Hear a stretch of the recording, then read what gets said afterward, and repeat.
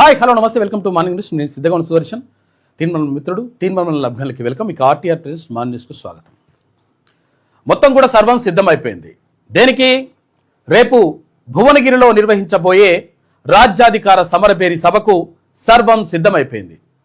మరి ఎట్లా వానొస్తుంది కదా, వానొస్తే మేము ఎట్లా రావాలి? లేకపోతే వచ్చినాక కాడ మళ్ళీ టెంట్లు మింట్లు ఉన్నాయా, అసలు పరిస్థితి ఏంది అని చెప్పేసి అనుకుంటే క్లియర్గా జపనీస్ సంబంధించినటువంటి టెక్నాలజీతో టెంట్లు అవన్నీ కూడా మొత్తం క్లియర్గా ఉన్నది. అంటే భారీ బహిరంగ సభకు అన్ని ఏర్పాట్లు పూర్తయినాయి. ఇక తర్వాత మేము సైతం అని చెప్పేసి రాష్ట్ర వ్యాప్తంగా ఉన్నటువంటి ప్రజలందరూ కూడా చెప్తున్నటువంటి మాట. బీసీ, ఎస్సీ, ఎస్టీ, మైనార్టీలందరూ కూడా మా సత్తా ఏందో చాడతామని చెప్తా ఉన్నారు. ఎందుకంటే ఇంతకాలం కూడా అన్యాయం జరిగింది. ఈ అన్యాయానికి చెక్ పెట్టాలంటే 100% రాజ్యాధికారం ఒక్కటే మార్గం. కాబట్టి దానికి పడుతున్నటువంటి అడుగులలో మేము కూడా అడుగై ముందుకెళ్తామని చెప్పేసి అంటా ఉన్నారు ప్రజలు. ఇక మొత్తం కూడా భువనగిరి జూనియర్ కళాశాల మైదానం అంతా కూడా సర్వాంగ సుందరంగా ముస్తాబైంది. రేపు జరగబోయేటువంటి భారీ బహిరంగ సభకు సంబంధించి, రాజ్యాధికార సమరభేరికి సంబంధించి అన్ని కుల సంఘాల నాయకులు, ఇటు కర్షకులు, కార్మికులు, కవులు, కళాకారులు అందరూ కూడా మొత్తం కూడా రంగం సిద్ధమైపోయింది. అందరూ కూడా రావడానికి. ఇక ఎట్లా మహిళలు ఎట్లా రావాలంటే ఉచిత బస్సు, ఫ్రీ బస్సు ఉన్నది కదా, మేము అట్లా వస్తామని అంటున్నారు. మీకు దూరం ఏం కాదు. విషయం ఏంటంటే ఇది భువనగిరి బస్ స్టాండ్ ఉంది కదా, భువనగిరి బస్ స్టాండ్ ఆపోజిట్లో అక్కడనే ఈ సభ ఉంటుంది. కాబట్టి వాళ్ళకు కూడా ప్రాబ్లం ఏం లేదు. తర్వాత రకరకాల వెహికల్లో వస్తామని చెప్పేసి అంటున్నారు. 100% అందరికీ స్వాగతం పలుకుతా ఉన్నాడు తీన్మాన్ మల్లన్న, తర్వాత తెలంగాణ రాజ్యాధికార పార్టీ నాయకులు. ఎందుకంటే ఇది మన కోసం మనం చేసుకుంటున్నటువంటి సభ, మన భవిష్యత్తు కోసం, మన భవిష్యత్ తరాల కోసం జరుగుతున్నటువంటి ఈ ఉద్యమంలో అందరూ కూడా పాల్గొనాలని చెప్పేసి పిలుపునిస్తూ ఉన్నారు. తర్వాత ఒక్కొక్క రకంగా ఇప్పుడు ఇక్కడ కరీంనగర్ నుంచి సైకిల్ యాత్రతో వస్తామని చెప్పేసి మిత్రులు వాళ్ళు నడుస్తా సైకిల్ యాత్రతో వస్తున్నారు. ఆదివారం నాడు బీసీ సమరవేరి సభను ఎమ్మెల్సీ తీర్మాన మల్లన్న గారి టీఆర్పీ పార్టీ తెలంగాణ రాజ్యాధికార పార్టీ అధ్యక్షులు గౌరవనీయులు తీర్మాన మల్లన్న గారి ఆధ్వర్యంలో ఏర్పాటు చేస్తున్నటువంటి బీసీ సమరవేరి మహాసభను కరీంనగర్ జిల్లా టీఆర్పీ పార్టీ అధ్యక్షులు మరియు రాష్ట్ర కార్యదర్శి జిల్లా నాయకత్వం ఆధ్వర్యంలో ఈ యొక్క సైకిల్ యాత్ర ఈ రోజు ప్రారంభం అవుతుంది. దీనికి బీసీలు, ఎస్సీ, ఎస్టీ, మైనార్టీ నాయకులు భారీ సంఖ్యలో ఆ సభకు హాజరై విజయవంతం చేయాలని కోరుతూ ఈ తెలంగాణ రాష్ట్ర వ్యాప్తంగా 4 కోట్ల మంది ప్రజల బీసీ, ఎస్టీ, ఎస్టీ, మైనార్టీలు కదలిక కావాలని కోరుతూ మేము ఈ సైకిల్ యాత్ర ఈరోజు ప్రారంభించడం జరుగుతుంది. సైకిల్ మీద వస్తున్నారు సైకిల్ యాత్ర కరీంనగర్ నుంచి.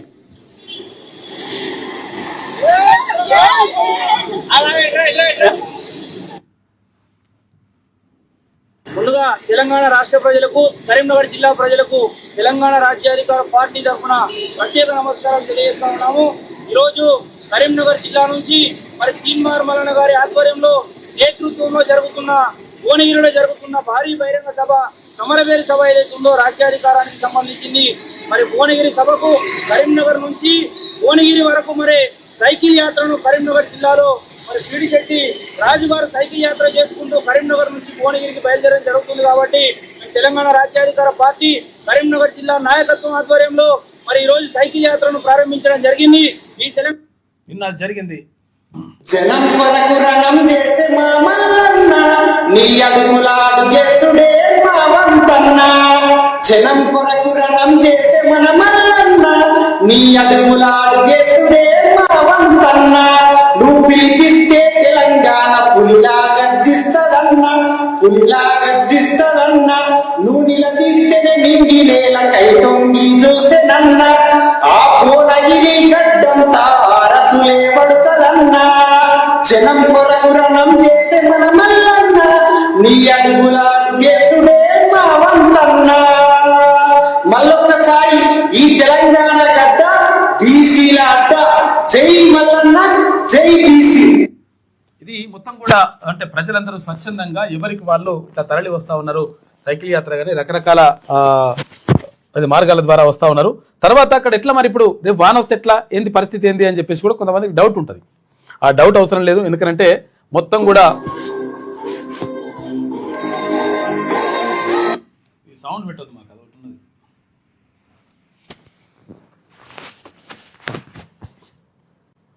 మొత్తం కూడా సర్వం ముస్తాబ్ అయిపోయింది.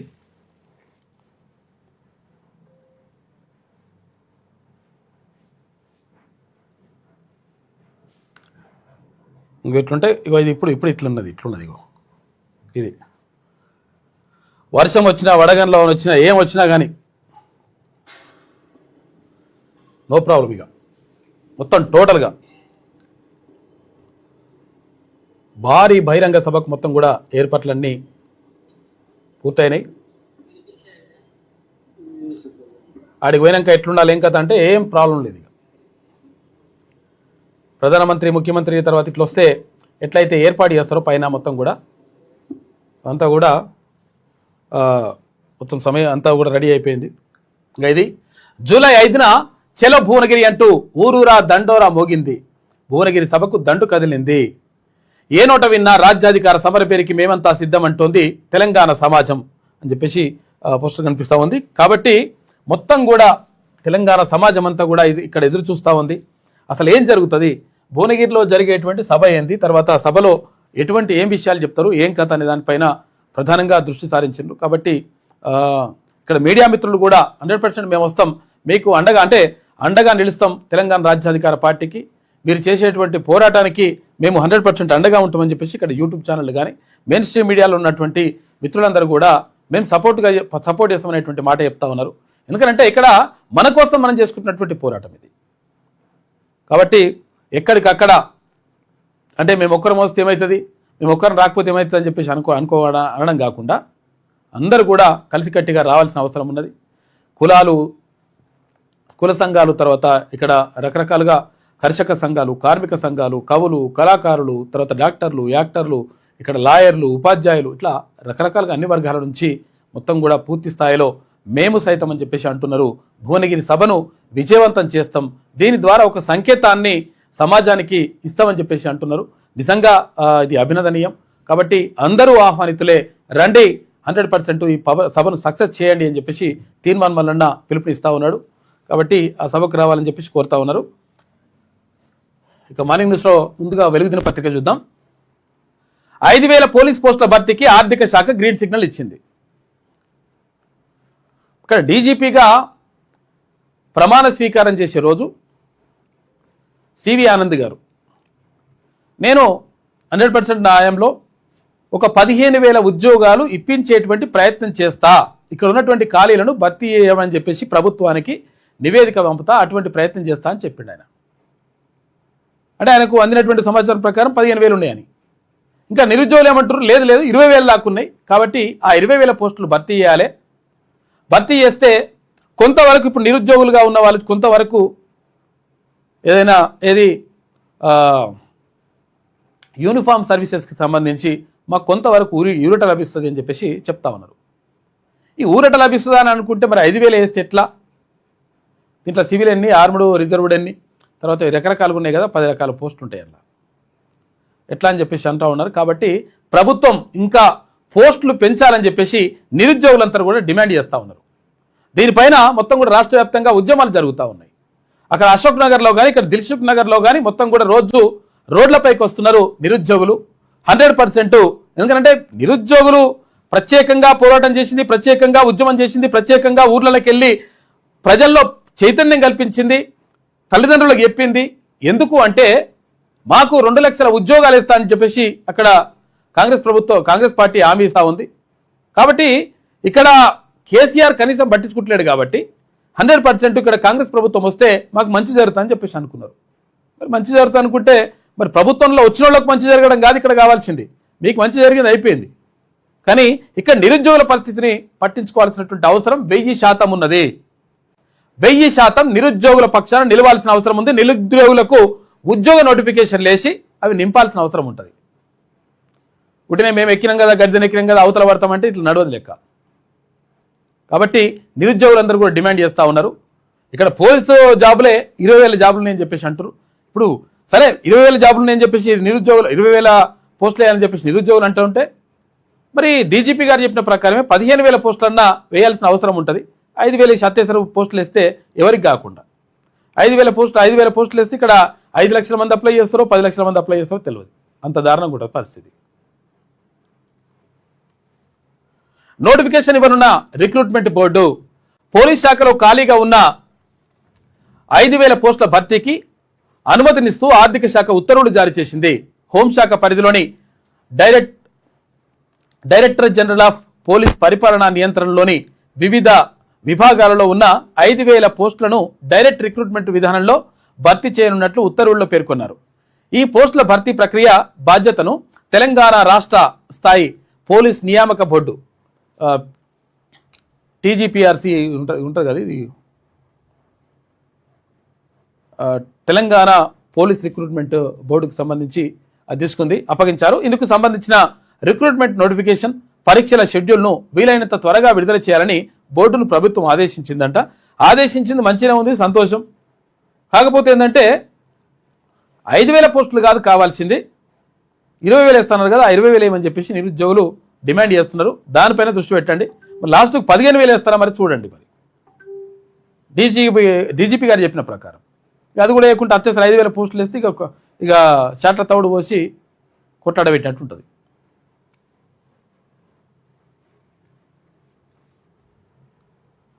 ఇగో మహబూబ్నగర్ జిల్లా చిన్న చింతకుంట మండలం ఉంజాల గ్రామంలో పత్తి విత్తనాలు మొలకెత్తకపోవడంతో ట్యాంకర్ తోటి నీళ్ళు వస్తున్నారు రైతుల బాధ తోటి ఎట్లుంటుందో. పంట పండించాలంటే ఎంత కష్టం ఉంటుంది అనేది అసలు దారుణమైన పరిస్థితి. పాపం వాళ్ళకి ఎవరు కూడా సహకరిస్తారు, ప్రభుత్వాలు సహకరిస్తలేవు ధాన్యం కొనుగోళ్లకు సంబంధించి. ఇక్కడనేమో వానదేవుడు కూడా సహకరిస్తలేడు. ఈ ఎల్లినో పిల్లినో అనేది అది వస్తుంది, అది వచ్చి పాడవుతుంది. రోజు మొగులైనట్టే అవుతుంది, వాన కొట్టదు. ఇక వాన వస్తుంది, ఫుల్ దుమ్ము లేస్తుందని అనుకుంటారు. ఇక్కడ వాన కొట్టని పరిస్థితి. ఇప్పటివరకే చెరువులు కుంటలన్నీ కూడా ఫుల్ అయిపోయి బరిపోవాలి, అలుగులు వెళ్ళాలి. కానీ ఎక్కడ కూడా పాపం దారుణమైన పరిస్థితి ఉంది. ఎట్లా ఈసారి అని చెప్పేసి పాపం రైతులు ఆందోళన వ్యక్తం చేస్తున్నారు. చినుకు రాలదు, మొలక లేవదు, మబ్బులు పడుతున్నా వాన కురుస్తలే. భారీ వర్షాలు పడతాయని ఐఎండీ చెప్తున్నా కొన్ని చోట్ల మాత్రమే మోస్తరు వానలు పడుతున్నాయి.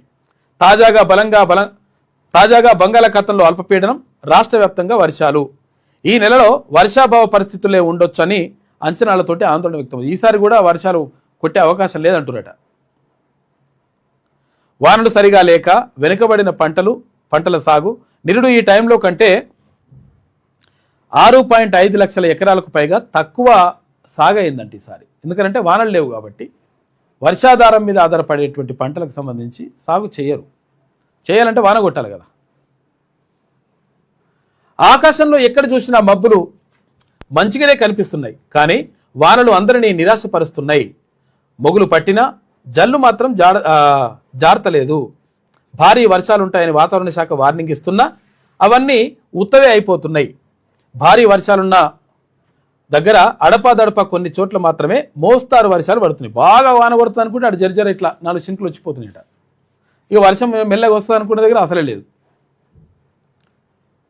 వర్షం వస్తుందని విత్తుదామని మొగులు వైపు ఆశగా చూస్తున్న, మొగులు అని చెప్పి రాసిన చూసినాం, ఆకాశం అని రాస్తారు, దాంట్లో మొగులు అని రాస్తాం.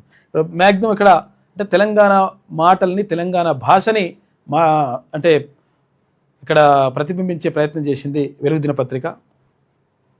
వర్షం వస్తుందని విత్తుదామని మొగులు వైపు ఆశగా ఎదురు చూస్తున్న రైతన్న తీవ్ర నిరాశలోకి పోతున్నాడు. ఈ పాటికే విత్తు దశ దాటి మొలకలు రావాల్సిన కాలం వెనుకబడుతుండడంతో ఆందోళన తప్పడం లేదు. వెనుకబడుతుండడంతో అంటే రాస్తారు కదా, వెనుకబడుతుండడంతో ఇట్లా మొత్తం మీద తెలంగాణ భాష రాసిండు. ఏది ఏమైనప్పటికీ పాపం రైతులు మాత్రం చాలా గోసపడుతున్నారు, పాపం ఇబ్బంది పడుతున్నారు. ఎందుకంటే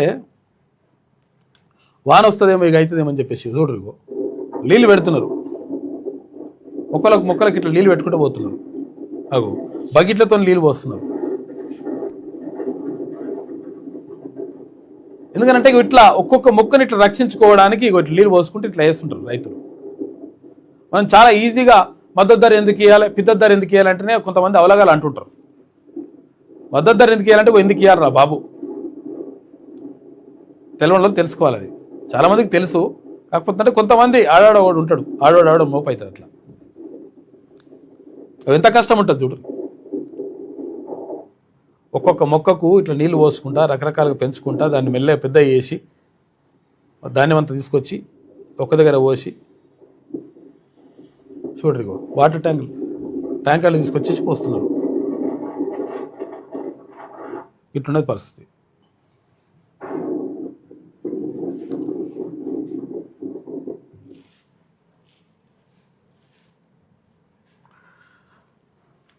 కృష్ణమ్మ వెలవెల ప్రాణహితకు జలకళ. గతేడాది మే నెలలోనే జూరాలకు వరద నీళ్లు బాగా వచ్చినాయి. ఇక్కడ జూన్లో ప్రాజెక్టు గేట్లు ఎత్తివేత. జూన్ కంప్లీట్ అయ్యేసరికి మొత్తం కూడా బాగా వానలు వచ్చి నీళ్లు గేట్లు ఎత్తేసిండ్రు. ఇప్పుడు గేట్లు ఎత్తుడు కాదు అసలు యాక్చువల్గా కనీసం ఓ సగం అన్న వస్తాయట, సగం లేదు, మనం లేదు. ఇప్పుడు వానలు లేవా, ఏం లేవా. ఇక ఈ ఏడాది వరద లేక ఆయకట్టు రైతుల్లో మొదలైన ఆందోళన. మహారాష్ట్రలో వర్షాలతో పరవళ్లు తొక్కుతున్న ప్రాణహిత. ఆదిలాబాద్ కౌటాల మండలం తుమ్మిడిహెట్టి వద్ద ఉధృతంగా ప్రవహిస్తున్న ప్రాణహిత నది. మీద వానలు పడ్డాయి కాబట్టి ఆ ప్రాణహిత నది వస్తున్నాయి నీళ్ళు. ఇవి కాళేశ్వరం నీళ్ళే అంటాడు మళ్ళా కాక. ఇట్లుంటుంది కథ. మళ్ళా ఇది ఎట్లుంటే మీ అప్పులు బకాయిల లెక్క అక్షరాల 8,21,651 కోట్ల రూపాయలని చెప్పేసి ఉప ముఖ్యమంత్రి భట్టి విక్రమార్క చెప్తున్నాడు. ఎవరి అప్పులంటివి? కేసీఆర్ ప్రభుత్వం ఉన్నప్పుడు, కేసీఆర్ అధికారంలో ఉన్నప్పుడు, ముఖ్యమంత్రిగా ఉన్నప్పుడు, బీఆర్ఎస్ ప్రభుత్వం అధికారంలో ఉన్నప్పుడు చేసిన అప్పులు ఇవంట. అన్ని ఋతువులు రికార్డులు ఉన్నాయి అని చెప్పేసి ఎవరంటున్నాడు? డిప్యూటీ సీఎం భట్టి విక్రమార్క అంటున్నాడు. అప్పులపై సింగరేణిపై ప్రతిపక్ష నేతగా కేసీఆర్ స్వయంగా అసెంబ్లీకి వచ్చి సమాధానం చెప్పాలి. కాంగ్రెస్ సర్కారు వచ్చాక చేసిన అప్పులు 1,77,000 కోట్లు. బీఆర్ఎస్ అప్పులకు ఎంత? 2,08,000 కోట్ల రూపాయలు కిస్తీలు వడ్డీలు కట్టినమాట. 2,08,000 కోట్ల రూపాయలు కిస్తీలు వడ్డీలు కడితే ఇప్పుడు ఈ ప్రభుత్వం వచ్చిన తర్వాత చేసినటువంటి అప్పులు ఎంత అంటే 1,77,000 కోట్లు. అంటే మేమే ఇంకా గత ప్రభుత్వం చేసినటువంటి అప్పులు కట్టడానికి, కిస్తీలు కట్టడానికి సరిపోతలేవు పైసలని అంటున్నాడు ఉప ముఖ్యమంత్రి. ఇక డెట్ రిస్ట్రక్చరింగ్తో ఖజానాకు 22,142 కోట్ల రూపాయలు ఆదా చేసినాం అంటుండు. ఇక డెట్ రిస్ట్రక్చరింగ్ అంటే ఏంటిదంటే అప్పుడు ఇష్టం వచ్చిన వడ్డీలకు ఎంత వడ్డీ కావాలంటే 5 రూపాయలు అంటే 5 రూపాయలు తీసుకోపో, 10 రూపాయలు తీసుకోపో, ఇట్లా తీసుకున్నట. అని అంటే తీసుకుంటే ఎట్లా? ఇప్పుడు ఇట్లయితే ఎంత కూడా ప్రజల మీద భారం పడుతుంది. కాబట్టి ఇష్టం వచ్చినట్టుగా వడ్డీలు కాకుండా కొంతవరకు తగ్గించే ప్రయత్నం చేసిందంట. దానివల్ల ఖజానాకు ఎంత? 22,142 కోట్ల రూపాయలు కొంతవరకు మిగులుతున్నాయట, ఆదా చేసిరట. అప్పులపై హరీష్ కేటీఆర్ పచ్చి అబద్ధాలు మాట్లాడుతున్నారు. 1,142 కోట్ల రూపాయల టెండర్లలో 2,000 కోట్ల రూపాయల అవినీతి ఎట్లా జరుగుతుందని ప్రశ్న. 2,000 కోట్ల రూపాయల అవినీతి జరిగిందని చెప్పేసి వీళ్ళు మాట్లాడుతున్నారట. మరి 2,000 కోట్లు జరగాలంటే అది 10,000 కోట్లు, 5,000 కోట్లు, ఎంతనో 2,000 కోట్ల కంటే ఎక్కువ ఉండాలి. ఆడున్నదేమో టెండర్లు పిలిచినేమో 1,142 కోట్లట, 2,000 కోట్ల రూపాయల అవినీతి జరిగిందని ఇట్లా చెప్తుండ్రు. వాళ్ళు చాలా ఈజీగా చెప్పగలుగుతారు. కేటీఆర్, హరీష్ రావు చాలా అద్భుతంగా చెప్పగలుగుతారు, వాళ్ళు నమ్మించగలుగుతారు కూడా. వాళ్ళు నా సవాల్కు కేటీఆర్, హరీష్ రావు స్పందించలేని చెప్పేసి జూపల్లి కృష్ణారావు అంటున్నాడు. అబద్ధ పునాదులపై ఏ ఆర్థిక వ్యవస్థ నిర్మించలేమని 10 ఏళ్లు పాలించిన బీఆర్ఎస్ ప్రభుత్వం రాష్ట్రాన్ని కోలుకోలేని ఇబ్బందుల్లోకి నెట్టేసిందని డిప్యూటీ సీఎం భట్టి విక్రమార్క పేర్కొన్నారు. 10 ఏళ్లు అడ్డగోలు దోపిడీతో సంపాదించిన సొమ్ముతో పెట్టుకున్న వార్తా సంస్థలు, సోషల్ మీడియా వ్యవస్థలతో సమాజంలో విధ్వంసం సృష్టించేలా అసత్య ప్రచారం చేస్తున్నారని మండిపడ్డారు. శుక్రవారం సెక్రటేరియట్లో మంత్రులు పొన్నం ప్రభాకర్, అడ్లూరి లక్ష్మణులతో కలిసి డిప్యూటీ సీఎం భట్టి విక్రమార్క మీడియాతో మాట్లాడాడు. బీఆర్ఎస్ హయాంలో అంటే 2014 నుంచి 2023 వరకు కేసీఆర్ ప్రభుత్వం చేసిన అప్పుల చిట్టా విప్పారు. ఇక ఎఫ్ఆర్బిఎం పరిమితికి లోబడి చేసిన అప్పులు, కార్పొరేషన్ల పేరుతో వేరే తీసుకుంటాడు. పేరుతో తీసుకున్న ప్రభుత్వ గ్యారంటీ లోన్లు, ఉద్యోగుల పెండింగ్ బిల్లులు, డిస్కంల బకాయిలు, ఇలా అన్ని రకాల అప్పులు కలిపితే మొత్తం 8,21,651 కోట్ల రూపాయలు అయిందట. బకాయిలు పెట్టిపోయినాయి, బికాలు పెట్టిపోయినాయి. తర్వాత ఇక్కడ ఎఫ్ఆర్బిఎం కాకుండా మళ్ళీ ప్రైవేట్ లోన్లు తీసుకున్నాయి కార్పొరేషన్ల పేరుతోటి, ఇవన్నీ కలిసి. బొగ్గు మాయం ఆరోపణలపై విజిలెన్స్ విచారణ. సింగరేణి కార్యదర్శిలో 40 లక్షల టన్నుల బొగ్గు మాయమైందంటూ ప్రతిపక్ష నేతలు కేటీఆర్, హరీష్ రావు చేస్తున్న ఆరోపణల్లో ఎలాంటి వాస్తవం లేదని డిప్యూటీ సీఎం బట్టి విక్రమార్క పేర్కొన్నారు. అయినప్పటికీ బాధ్యతాయుతమైన ప్రభుత్వంలో ఉన్నందున బొగ్గు మాయం ఆరోపణలో నిజానిజాలు తేల్చి ప్రభుత్వానికి నివేదిక ఇవ్వాలని సింగరేణి విజిలెన్స్ డైరెక్టర్ను ఆదేశించారు. సమగ్ర విచారణ అనంతరం వాస్తవాలను ప్రజల ముందు ఉంచుతామని పేర్కొన్నారు.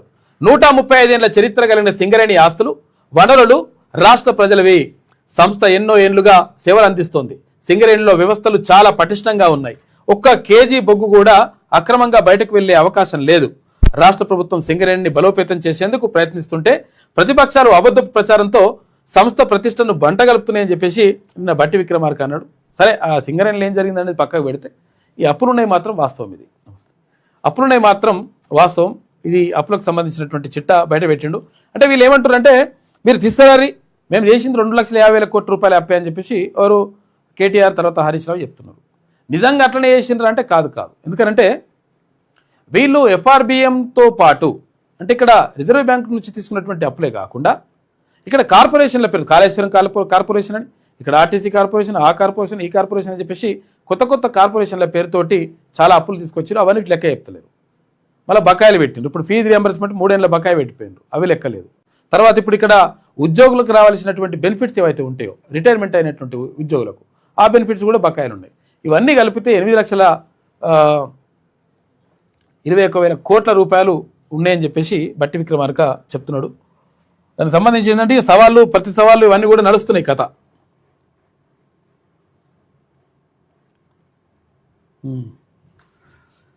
ఇక ముఖ్యమంత్రులపై ఇష్టం వచ్చినట్టు మాట్లాడొద్దు అని చెప్పేసి ఎక్కడ మద్రాస్ హైకోర్టు చెప్పిందంట. ఎందుకు చెప్పింది మద్రాస్ హైకోర్టు అంటే, ఇష్టం వచ్చినట్టుగా ఏం మాట్లాడినరు అంటే, ఇక్కడ విజయ్ ఉన్నాడు కదా, మొన్న గెలిచి అధికారంలోకి వచ్చినటువంటి టీవీకే పార్టీ అంటే అధినేత విజయ్ ఏమైంది, విజయ్ ఇక్కడ త్రిషతో కలిసి ఇంకో మహిళతో కలిసి మంచిగా ఎంజాయ్ చేస్తున్నాడు, తిరుగుతున్నాడు అని చెప్పేసి ఇట్లా ఇష్టం వచ్చినట్టుగా రకరకాలుగా మాట్లాడినంట ఒక ఎమ్మెల్యే, మాజీ మంత్రి. ఎట్లా డిఎంకేలో మంత్రిగా పనిచేసిండు. అరే పనిచేసి నీకు కనీసం బాధ్యత లేదా? ఇష్టం వచ్చినట్టుగా ఒక ముఖ్యమంత్రి అనే స్థాయి వ్యక్తి మీద ఇటువంటి ఆరోపణలు, సరే నువ్వు రకరకాల ఆరోపణలు చేయొచ్చు, వేరే రకాల ఆరోపణలు చేయొచ్చు, ఇటువంటి ఆరోపణలు చేస్తే ఎట్లా అని చెప్పేసి మద్రాస్ హైకోర్టు అడిగిందట. దానికి సంబంధించి నాకు బెయిల్ ఇయ్యరంటే బెయిల్ కూడా లేదు, బెయిల్ లేదని చెప్పేసి కొట్టిపడేసింది. మద్రాస్ హైకోర్టు కీలక వ్యాఖ్యలు. తమిళనాడు సీఎం విజయ్పై అనుచిత వ్యాఖ్యలు చేసిన డిఎంకే ఎమ్మెల్యే అనితా రాధాకృష్ణన్కు ఎదురు దెబ్బ. బెయిల్ పిటిషన్ రద్దు చేసిన కోర్టు వెంటనే అరెస్టు కూడా చేయించారు. ముఖ్యమంత్రులు ఉన్నత స్థాయిలో ఉన్న నేతలపై ఇష్టారీతిన అనుచిత వ్యాఖ్యలు చేయడం సరికాదని మద్రాస్ హైకోర్టు తీవ్ర ఆగ్రహం వ్యక్తం చేసింది. తమిళనాడు సీఎం టీవీకే అధినేత విజయ్పై తీవ్ర వ్యాఖ్యలు చేసిన కేసులో డిఎంకే ఎమ్మెల్యే మాజీ మంత్రి అనితా ఆర్ రాధాకృష్ణన్కు గట్టి ఎదురుదెబ్బ తగిలింది. ఆయన దాఖలు చేసుకున్న ముందస్తు బెయిల్ పిటిషన్ను హైకోర్టు తిరస్కరించిన కొద్దిసేపటికే తమిళనాడు పోలీసులు శుక్రవారం అరెస్టు చేసిండ్రు. బెయిల్ పిటిషన్ విచారణ సందర్భంగా న్యాయమూర్తి కీలక వ్యాఖ్యలు చేసిండు. ఏమని మాట్లాడినంటే, ఇట్లా వేరే ఆమెతో కలిసి ఎట్లుంటున్నాడు, ఎంజాయ్ చేస్తున్నాడు ఇట్లా అని చెప్పేసి మాట్లాడినట. జనాన్ని బానిసలుగా మార్చాలని చూస్తున్నారని చెప్పేసి ఇది మళ్ళీ ఒక విరుద్ధమైనటువంటి తీర్పు. మళ్ళీ ఎక్కడ కొంతమంది అట్లా చేస్తున్నారని ఏ హైకోర్టు ఇచ్చింది, ఇక్కడ బాంబే హైకోర్టు ఇచ్చింది. శాంతియుతంగా నిరసన తెలిపితే నగర బహిష్కరణ చేస్తారా అని చెప్పేసి ముంబై పోలీసులపై హైకోర్టు తీవ్ర ఆగ్రహం వ్యక్తం చేసింది. కొంతమంది శాంతియుతంగా నిరసన చేస్తే కూడా పట్టుకుపోతుంటారు, మన వాళ్ళు పోలీసులు అట్లా చేస్తుంటారు. అట్లా వేయడం ద్వారా కూడా మనకు పేరు వస్తుంది. నాయకులకు ఎప్పుడైనా కానీ అరెస్ట్ చేస్తే లోపల తీసుకుపోయి జైలు వేస్తే బాధపడొద్దు, ఎందుకంటే మనం సొంతంగా పనుల కోసం పోం. ఎవరి కోసం పోతామంటే పబ్లిక్ కోసం పోతారు కాబట్టి ఆటోమేటిక్గా పేరు వస్తుంది. పోలీసులు చేసినటువంటి ఇటువంటి పనుల వల్ల ఆటోమేటిక్గా నాయకులకు పేరు వస్తుంది. కాకపోతుందంటే వేరే కేసులలో మాత్రం అన్యాయం జరుగుతుంది. నూడిల్స్ని 14 దేశాల్లో 106 మంది ఆసుపత్రి పాలయ్యారట. నూడిల్స్ అంటే అసలు యాక్చువల్గా చాలా మంది ఇష్టంగా తింటుంటారు. ఇట్లా మంచి ఇట్లా పెట్టి స్పోక్ బీక్ పెట్టేసి తింటుంటారు. కాకపోతుందంటే దాంతో చాలా ప్రాబ్లం ఉందంట. ఇదివరకు ఇంకో నూడిల్స్ పైన కూడా బ్యాన్ కూడా విధించారు కొన్ని సంస్థలకు సంబంధించినటువంటి నూడిల్స్ పైన. కాబట్టి మరి ఇదేందో కథ. 49 మందికి సీరియస్, బాధితుల్లో చిన్నారులు, యువకులే ఎక్కువ ఉన్నారట. ఇక సాల్మొనెల్లా స్టాన్లీ అనే బ్యాక్టీరియా వ్యాప్తి చెందినట్లు గుర్తించిండ్రు. ఉక్రెయిన్ కంపెనీ ఉత్పత్తులపై అనుమానాలు ఉన్నాయంట. దీంతో నూడిల్స్ కథ ఇట్లా నడుస్తుంది. ఇక ఇవాళ మిడ్జిల్కు సీఎం రేవంత్ రెడ్డి. మిడ్జిల్ అంటే ఏంటిది? ఆయన అప్పుడు రాజకీయ జీవితం ప్రారంభించింది అక్కడనే. మొట్టమొదటిసారిగా జెడ్పీటీసీగా అక్కడ పోటీ చేసి గెలిచిండు. అక్కడ రాజకీయ ప్రస్థానం ప్రారంభమైంది ఇప్పుడు ముఖ్యమంత్రిగా ఉన్నటువంటి రేవంత్ రెడ్డిది. జెడ్పీటీసీ నుంచి ఇప్పుడు ముఖ్యమంత్రి అయ్యే వరకు అక్కడ అంటే అది రాజకీయంగా వాళ్ళకు అవకాశం కల్పించిండ్రు అనే ఉద్దేశంతో కృతజ్ఞతతోటి అక్కడ ఉన్నటువంటి మండలాలకు సంబంధించి 350 కోట్ల రూపాయలను కేటాయిస్తుంది. ఎందుకంటే మన దగ్గర అధికారం ఉంటే అట్లుంటుంది అన్నట్లు లెక్క. అధికారం మన చేతిలో ఉంటే ఏమైనా చేయొచ్చు. నిజంగా ఒక 2 మండలాలకు 350 కోట్ల రూపాయలు ఉట్టి ఖర్చు పెట్టమంటే చేయగలుగుతారా? కానీ అక్కడ జరుగుతుంది. మరి జరుగుతుంటే తప్పు పడదామా అంటే తప్పు పట్టడానికి కూడా లేదు. ఎందుకంటే ఆయన కృతజ్ఞత చెప్పుకుంటుండట. ఆ కృతజ్ఞత సభ పెడుతున్నారు. సభ పెట్టేసి అందరికి భోజనాలు ఇట్లా పెట్టేసి అభివృద్ధి కార్యక్రమాలు మీరేం టెన్షన్ పడకూరి, నాకు రాజకీయంగా మీకు అవకాశం ఇచ్చారు కాబట్టి మీకు నేను చూసుకుంటాను అంటుండు. మంచిగా అయినాక ఆ సభ ఉన్నది ఇవాళ. మిడ్జిల్ మండల జెడ్పీటీసీగా ఎన్నికై 20 ఏళ్లైన సందర్భంగా పర్యటన. రాజకీయంగా తొలి అడుగు వేసిన గ్రామంలో అంబేద్కర్ తర్వాత ద్యాప గోపాల్ రెడ్డి విగ్రహావిష్కరణ. మిడ్జిల్ ఉరుకొండ మండలాల అభివృద్ధికి 350 కోట్ల రూపాయలు, 1000 కోట్లు కూడా పెట్టింది కేసీఆర్. 350 కోట్ల రూపాయలు విలువైన పనులకు శంకుస్థాపన. అనంతరం గ్రామ శివార్లో బహిరంగ సభలో ప్రసంగించనున్న సీఎం. సభా ఏర్పాట్లను పరిశీలించిన అధికారులు అని చెప్పేసి ఒక వార్త కనిపిస్తూ ఉంది. మిడ్జిల్లో ఇవాళ ముఖ్యమంత్రి సభ ఉంటే రేపు తెలంగాణ రాజ్యాధికార పార్టీ ఆధ్వర్యంలో రాజ్యాధికార సమరభేరి సభ భువనగిరిలో జరుగుతూ ఉంది. కాబట్టి అందరూ రావాలని చెప్పేసి ఆహ్వానిస్తూ ఉన్నారు. ఇక్కడ హోలియా దాసరి సంఘం నుంచి హోలియా దాసరి కుల సంఘం నుంచి మిత్రులు వచ్చిండ్రు. టంటం జాంగీర్ ఇక్కడ హోలియా దాసరి సంఘం అధ్యక్షుడు టంటం జాంగీర్ మాట్లాడండి, చెప్పండి అన్న. ఈరోజు తెలంగాణ ఏర్పడ్డ తర్వాత 2014 నుంచి వెళ్ళి తెలంగాణ ఏర్పడ్డ తర్వాత మా బతుకుల్లో ఎంతో ఆశ వస్తుందని చెప్పి అనుకున్నాము. కానీ అది రాను రాను ఇంకా దిగజారిపోయిన పరిస్థితికి ఏర్పడ్డది. అయితే తెలంగాణ ఉద్యమంలో మా హోలేదాసర్లో అనేక గ్రామాలలో, మేమున్న గ్రామాలలో దాదాపు అనేక గ్రామాలలో మేము ఉద్యమంలో పాల్గొని వీధి భాగవతాలు ఆడేది. మాది వీధి భాగవతాలు. నాన్నవాళ్ళు అన్ని మంచి మంచి డ్రామాలు, రాముడు, కృష్ణుడు, సీత, ఆంజనేయ స్వామి, అద్భుతమైన డ్రామాలు వేసేది నాన్న. మా ఊర్లో కూడా దాసరి హనుమంత్ అని ఉంటుంది. అవును, ఎస్ బొమ్మల హనుమంతు అద్భుతంగా అసలు ఆయన ఆయన ఆట కట్టించినట్టు మండలం మల్యాల. అవును, మాకు సర్పంచ్ కూడా పనిచేసిన. ప్రస్తుతానికి శ్రీనివాస్ ఉండే మన్నర్ దాకా. ఇప్పుడు బిట్టు శ్రీనివాస్ ఉండే. అయితే ఇప్పుడు ఏమైందంటే మన తెలంగాణ వస్తే మనకేదో జరుగుతుంది, మనం ఉద్యమం చేసుకున్నాము కాబట్టి అందరం రోడ్డు వంట వరకు చేసినాము. తర్వాత ప్రతి గ్రామాలలో అంటే మా కులం ఉన్న గ్రామాలలో అన్ని గ్రామాలలో మేము కింద పోయి డ్రామాలు వేసి ప్రేక్షకులని అలరింపజేసిన దాఖలాలు చాలా. సినిమాలు లేకుండా డ్రామాలు ఇవే ఉండే. ఎస్. అయితే రాను సినిమాలు రావడంతో మా బతుకుల్లో కొద్దిగా ఆశలు డిస్టర్బ్ అయ్యి మేము ఏం చేసినామంటే ఇక సంచార జాతుల్లాగా మేము ఒక్కొక్క గ్రామానికి వెళ్ళి ఒక్కొక్క గ్రామంలో మేము పనిచేసి జీవనం కొనసాగించే వాళ్ళం. అయితే ప్రభుత్వం ఏం చేస్తుందంటే మేము సంచార జాతులం. ప్రభుత్వం ఏం చేస్తుందంటే ఈ సంచార జాతులు ఎస్సీ అంటే ఎస్సీలో 12 కులాలు ఉంటాయి సంచార జాతులు. అవును, బీసీలో ఒక 51 కులం ఉంటుంది, మిగతా కులాలు ఎస్టీలగానే ఉంటాయి. ఇవన్నీ కలిసి దాదాపు 56 కులాలు ఉంటాయి మొత్తం సంచార జాతి సంబంధించిన కులాలు. అయితే మేమేమంటున్నాం మామూలుగా డిఎన్టీలో గిన కలపాలని చెప్పి గతంలో మాకు రాష్ట్ర సంఘం నుంచి వెళ్ళి కానీ మా కోశాధికారి శంకర్ గిన చాలా సంచార జాతుల దాంట్లో పనిచేసిండు. ట్రైబ్స్ దాంట్లో అంటే అది అత్యంత వెనుకబడిన జాతులకు సంబంధించింది. ఒకటి ప్రభుత్వము దాన్ని కల్పన చేసుకొని అది ఒక ముందుకు తీసుకెళ్తుంది, సంతోషం. కానీ ఇంట్లో ఏమైందంటే ఈ డీనోటిఫై ట్రైబర్స్ దాంట్లో మాకు ఎస్సీలకు సంబంధించిన వాళ్ళని ఇంకా కలపలేదు. దయచేసి అదిగిన కలపాలి, అతి తొందరలో అదిగిన కలపాలి. దీంతో పాటు ఇవాళ మేము కుల ధృవీకరణ పత్రాలతో పాటు కూడా మేము చాలా ఇబ్బందులు పడుతున్నాం. క్యాస్ట్ సర్టిఫికేట్ రాకపోతే హైకోర్టు పోయి తీసుకొచ్చిండు. మా బాబాయ్ తీసుకొచ్చినప్పుడు బిట్ హనుమంతు తాతకు కూడా మా బాబాయ్ తీసుకుపోయి హైకోర్టుకు పోయి హైకోర్టులో లాయర్ని పెట్టి అడ్వకేట్ని పెట్టి హైకోర్టులో లేదు హోలియా దసరా అనేటువంటిది బీసీ అనుకుని అందరూ అవును బీసీ కాదు ఎస్సీ కులానికి చెందిందని చెప్పి సర్టిఫికేట్ తీసుకొస్తే అప్పుడు సర్పంచ్ అయ్యింది మా దగ్గర. అయితే ఊర్లో వాడక భాషలో మమ్మల్ని దాసరోళ్ళుగిన అంటారు. అవును ఊర్లో వాడక భాషలో దాసరోళ్ళు అంటారు. అంటే కొన్ని కులాలు పద్మశాలి ఇక హోలీ అనుకుంటే దాసరి అంటారు అట్లా. శాలోళ్ళు ఉంటారు అనుకో, పద్మశాలి అని అనర్లేరు, శాలోళ్ళు అంటారు. అట్లా మమ్మల్ని ఓలియా దాసరి అనుకుంటే దాసరి అనే పదం కింద వాడుతారు.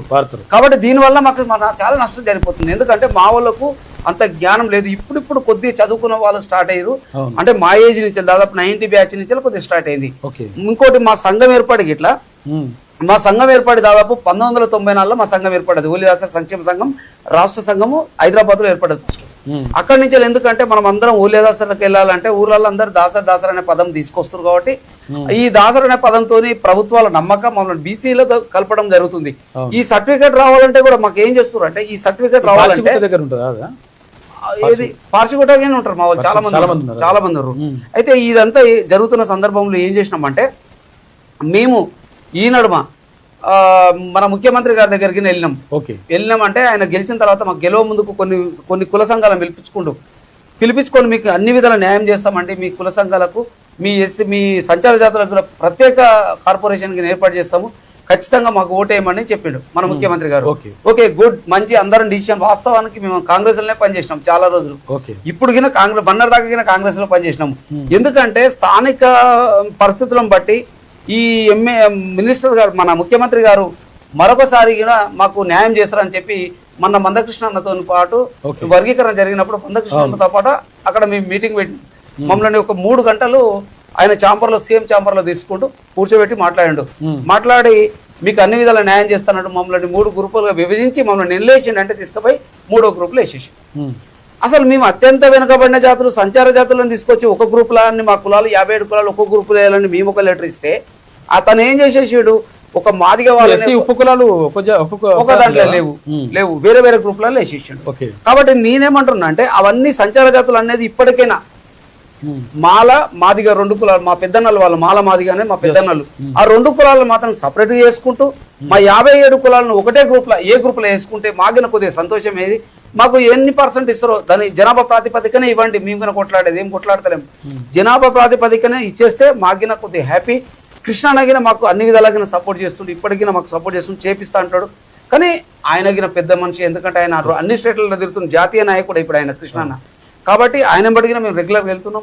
మొన్న రీసెంట్లీగా పోయిస్తే మాకు చిన్న సమస్య ఏంటంటే ఈ కుల ధృవీకరణ పత్రాలు అనేది మాకు ఆర్డీఓ ద్వారా ఎంఆర్ఓ ద్వారా రావడంతో మాకు పిల్లలు 3 నెలలు 6 నెలలు సంవత్సరంగా ఇస్తారు. ఒక్కో దగ్గర ఆర్డీఓ ఇస్తాడు. కానీ ఈ సమస్యల పైన మాకు చాలా ప్రాబ్లం అయ్యి మాకు నిలబడ్డ సర్పంచ్లకు మళ్ళీ మాలమాదిగా వాళ్ళే మాకు ఏమంటారు చాలు వీళ్ళు బీసీ అని చెప్పి మమ్మల్ని తెర మీద తీసుకొస్తారు. మరి బీసీ ఎట్లయితాము మేము మీకు తెలియదా? మేము డైరెక్ట్ మేము వీధి భాగవతాలు ఆడిన వాళ్ళు ఎట్లా బీసీలో ఉంటారో నాకైతే తెలియదు.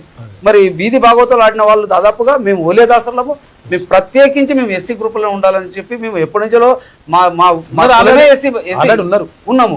మరి దాన్ని బీసీ అని చెప్పి ఎట్లా తీసుకుంటారు అర్థం అవ్వట్లేదు. కానీ కొంతమంది ఊర్లలో అనడంతో ఇట్లా జరిగిపోతుంది, నష్టం జరుగుతుంది.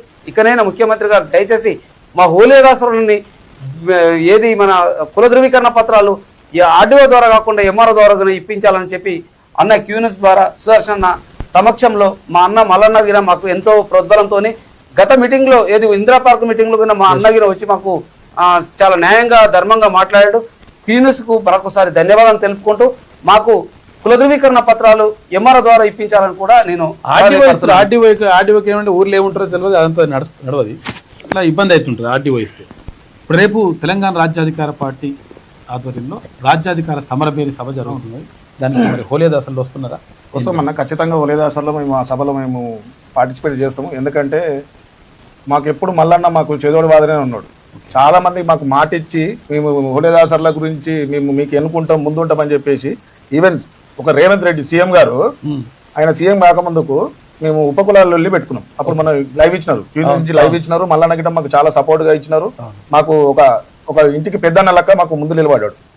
ఆ రోజు వెళ్ళి అడిగినప్పుడు ఏం చెప్పినారంటే నేను సభకు రాలేను, నాకు బెంగళూరులో ఒక కార్యక్రమం ఉంది, మీరు పెట్టుకోండి, మీకు మా మద్దతు ఉంటుంది, అది చేస్తారు ఇది చేస్తారు అంటే లేదండి సరే మేము కొన్ని విషయాలు మాట్లాడాలి అంటే అక్కడికి వెళ్ళినప్పుడు మంచిగా అబ్బా తమ్ముడు ఏం పేరు నీ పేరు రేణుల శంకర్ అన్నాను. నిన్ను చూస్తే నన్ను చూసుకున్నట్టుందో 20 ఏళ్ల కిందట అన్నాడు.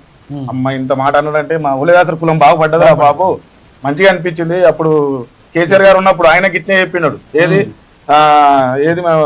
రైలు రోకాలు, వంట వార్పు అన్నిట్లలో కళాకారుల వేషంతో వచ్చేసి డప్పు చెప్పులకు కూడా మేము ఓలేదాసరం వచ్చి మన గట్కేసారి రైల్వే స్టేషన్ దగ్గర రాష్ట్రోకాలు కూర్చున్నాం. అవును, కూర్చొని ఇన్ని చేసినప్పుడు మన తెలంగాణ రాష్ట్రం మనకు వచ్చినాక మనం బాగుపడతాము అనుకుంటే లేదు, ఎవరి దోసుకుంటూ వాళ్ళే, ఇటు ఎల్మోలు దోసుకున్నారు, ఇప్పుడు వీళ్ళు రెడ్డిలు దోసుకుంటారు. ఏంటంటే మనం ఉన్నటువంటి ఎస్సీ ఎస్టీ బీసీలను ఏం చేస్తారు అంటే జనాభా కోసం వాడుకుంటారు, ఓట్ల కోసం వాడుకుంటారు. ఓట్లప్పుడు వచ్చి మనోళ్ళు మనం చేస్తాము, మనం కలిసి ఉంటే మంచిగా ఉంటుంది అని చెప్పేసి అంటారు. ఎప్పుడైతే గెలుస్తారో గెలిచిన తర్వాత ఇక రెడ్డి డ్రైవర్ ఉంటాడు, రెడ్డి పిఏ ఉంటాడు, రెడ్డి ఊపిరి ఉంటాడు, చేసి ఉంటాడు, వాళ్ళందరినీ డెవలప్మెంట్ చేసుకుంటూ కూర్చుంటారు. ఇక మనం అంతా ఏం చేయాలి, అని చేయాలి, తొక్కేయాలి, ఇదే దృక్పథంతో ఉంటుంది. అది ఒక చిన్న మాట ఇచ్చినాం, ఏమడుతున్నాం మేము, నువ్వు 2024లో షమీమ్ అఖ్తర్ 1 man కమిషన్ వేసినావు వర్గీకరణ మీద, చాలా మంచి వేసినావు. ఏం తాయి బిస్కెట్ల కోసం వేసినావు అది కమిషన్, ఏం పని చేసిన ఆయన షమీమ్ అఖ్తర్? అసలు ఆయనకు సబ్జెక్ట్ ఉందా అని చెప్తున్నా. ఒక జస్టిస్ ఆయన ఒక జస్టిస్, నేను ఒక గ్రాడ్యుయేట్, ఒక డిగ్రీ చదువుకున్న వ్యక్తిని, నేను నా దగ్గర ఉన్న సబ్జెక్ట్ కూడా లేదు ఆయనకు. కనీసం కులాల మీద అవగాహన లేని వ్యక్తిని నువ్వు ఎట్లేస్తావు 1 man కమిషన్ వేసినావు? మినిమం నాలెడ్జ్ లేకుండా అలా పెట్టినప్పుడు ఒక్కొక్క కులం నుంచి ఒక్కొక్క రిప్రజెంటేషన్ గా తీసుకొని అసలు వాళ్ళ వ్యవస్థ ఏందని చెప్పి తీసుకోవాలి. దాని మీద చేసినప్పుడు ఆల్రెడీ వర్గీకరణలో మాది Group 3 వేయంగానే నాకు అసలు నిద్ర పట్టలే. అరే ఏంద్రా బాబు మా పరిస్థితులు, అరే ఇంకా మేము కుల సర్టిఫికెట్ల కానీ కొట్లాడుతున్నాం.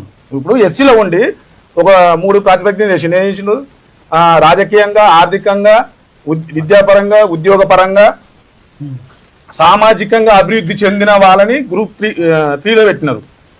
మధ్య రకంగా అభివృద్ధి చెందిన వాళ్ళని Group 2లో వేసినారు. అసలు సమాజానికి వీళ్ళు ఎట్లా అభివృద్ధి చెందలేదని Group 1లో వేసినారు. ఎస్సీలు కుల ధృవీకరణ పత్రమే రాని మేము, కుల ధృవీకరణ పత్రం తీసుకోవడానికి 6 నెలలు సంవత్సరం కష్టపడే మేము ఏ విధంగా అభివృద్ధి చెందిన దాంట్లో Group 3లో వేసినాం అని చెప్పేసి మేము ఇక్కడ press meet Somajiguda press club లో మీటింగ్ పెట్టి అది అంతా చేసేసరికి ఒక 10 రోజులు గడువు పెంచినారు. ఒక 10 రోజులు గడువు పెంచి నువ్వు ఏం చేసినావు, మళ్ళీ చాయ్ బిస్కెట్ల ఖర్చులు, మళ్ళీ ప్రజల పైసలు తీసి మళ్ళా షమీమ్ అఖ్తర్కి చాయ్లు బిస్కెట్లు ట్రాన్స్పోర్ట్ పెట్టి మళ్ళీ ఎట్లుంది అట్నే చేసినావు. నువ్వు కరెక్ట్ జరగలేదనే కదా 10 రోజులు టైం పెంచినావు. ఏమంటా నువ్వు కరెక్ట్ జరగలేదు, అభివృద్ధి జరగలేదు. ఆ వర్గీకరణలో తప్పిదాలు ఉన్నాయి, లోపాలు ఉన్నాయి అని చెప్పి 10 రోజులు టైం పెట్టి నువ్వు ఎట్లున్నది అట్నే చేసినా అంటే నువ్వు ఆల్రెడీ నీ మైండ్ లో ఫిక్స్ అయిపోయినావు. నీ మైండ్ లో ఫిక్స్ అయిపోయి ఏమైందంటే వీళ్ళని ఇల్లు వేద్దాము, వీళ్ళని ఇల్లు వేద్దాం, ఈ మిగతా ఉన్న ఎక్కడైనా జామని. ఈ 57 కులాలు సంబంధించిన అన్ని కులాలు ఇప్పుడు రేపు రాజ్యాధికార సమరభేరి సభ జరుగుతుంది. అన్ని కులాలు ఏమనుకుంటున్నారు అసలు, అంటే పబ్లిక్ ఏమనుకుంటున్నారు? పబ్లిక్ అర్థమైపోతున్నది. ఎవరు వచ్చినా ఇట్లా అక్కడ వచ్చి వెల్మోలు తిన్నారు, రెడ్డోళ్ళు వచ్చి రెడ్డోళ్ళు తిన్నారు, మన కుద్ర బాబు మన రాజ్యాధికారం మనకు వస్తేనే మన అభివృద్ధి చెందాలంటే మనమే ముందు రావాలి. ఎప్పుడైనా కానీ నువ్వు రాజ్యాధికారంతోనే సాధించుకుంటావు. మన వ్యక్తి ఉన్నప్పుడే ఇప్పుడు మన పెద్దలు అంటుంటాడు పోయినప్పుడు, అరే జరా ఇద్దరం కలిసి పెళ్లి పోయినాం, అరే అన్నది అన్నారా అంటే వడ్డించేటోడు మన ఉండి మనకి ఏ మూల కూర్చున్నా మనకి రోడ్డు ముక్కలు వడ్డించేటోడు లేడు, మనకాడ వడ్డించేటోళ్ళు లేడు. వచ్చేటప్పుడు అదే పెళ్లికి అందరు రారా ఇంత చూసుకుందామని చెప్పి చూపించుకుంటారు. వడ్డించేటోడు మనం లేనప్పుడు మనం ముందు వే కూర్చున్నా పెట్టాడు, లాస్ట్ వే కూర్చున్నా పెట్టాడు. అందుకే రాజ్యాధికారం మనదే ఉండాలి. మనమంతా ఏకమై రాజ్యాధికారంగా మనమే ఉంటేనే అభివృద్ధి దిశగా మనం ముందుకు సాగుకుంటాం. పబ్లిక్ ఏం చెప్తారు? పబ్లిక్ మీరు ఖచ్చితంగా దయచేసి అందరికీ ఇక రేపు జరగబోయే సభకు మన ఐక్యత అనేది చూపించాలి. మన ఐక్యత చూపించు, మన ఐక్యత చాటుతూ అరే ఒక బీసీలు ఎస్సీలు ఎస్టీలు కలిస్తే ఎలా ఉంటది, ఏ విధంగా అభివృద్ధి సాగుతుంది, మనమంతా ఐక్యతతోనే ఉంటే మనదే పోరాడి తెచ్చుకున్న తెలంగాణ, పోరాడి మనం తెచ్చుకున్న తెలంగాణ ఏ విధంగా అభివృద్ధి చేయాలి అని చెప్తే ఆ సభకు మనమందరం వచ్చి మన చాటి చూపితే అప్పుడు ఎక్కడి వరకైనా మన సమస్య ఏ విధంగా ఉన్నది పోతుంది. ఈ ప్రతి ఒక్కరి ప్రతి ఒక్కరి ఈ సభకు హాజరయ్యి మన ఐక్యత అనేది చాటాలని చెప్పేసి కోరుతున్నాను అన్న. థ్యాంక్ యూ అన్న. నమస్కారం. నమస్కారం. అది మొత్తం కూడా అన్ని కుల సంఘాలన్నీ కూడా ఏకమైతా ఉన్నాయి. ఎందుకంటే బీసీ ఎస్సీ ఎస్టీ మైనార్టీలందరూ కూడా అన్యాయం జరుగుతుంది. ఓకే పర్లేదు, ఓకే. అయితే అందరు కూడా ఏకమైపోతా ఉన్నారు. ఎందుకంటే 100% అంటే రాజ్యాధికారం ద్వారానే ఇదంతా కూడా సమస్యలకు పరిష్కారం అవుతుంది. కాబట్టి అది ఒక్కటే మార్గం అని చెప్పేసి భావిస్తూ ఉన్నారు. నిజంగా కూడా అట్లా అందుకనే పిలుపునిస్తూ ఉన్నాయి చాలా కుల సంఘాలు.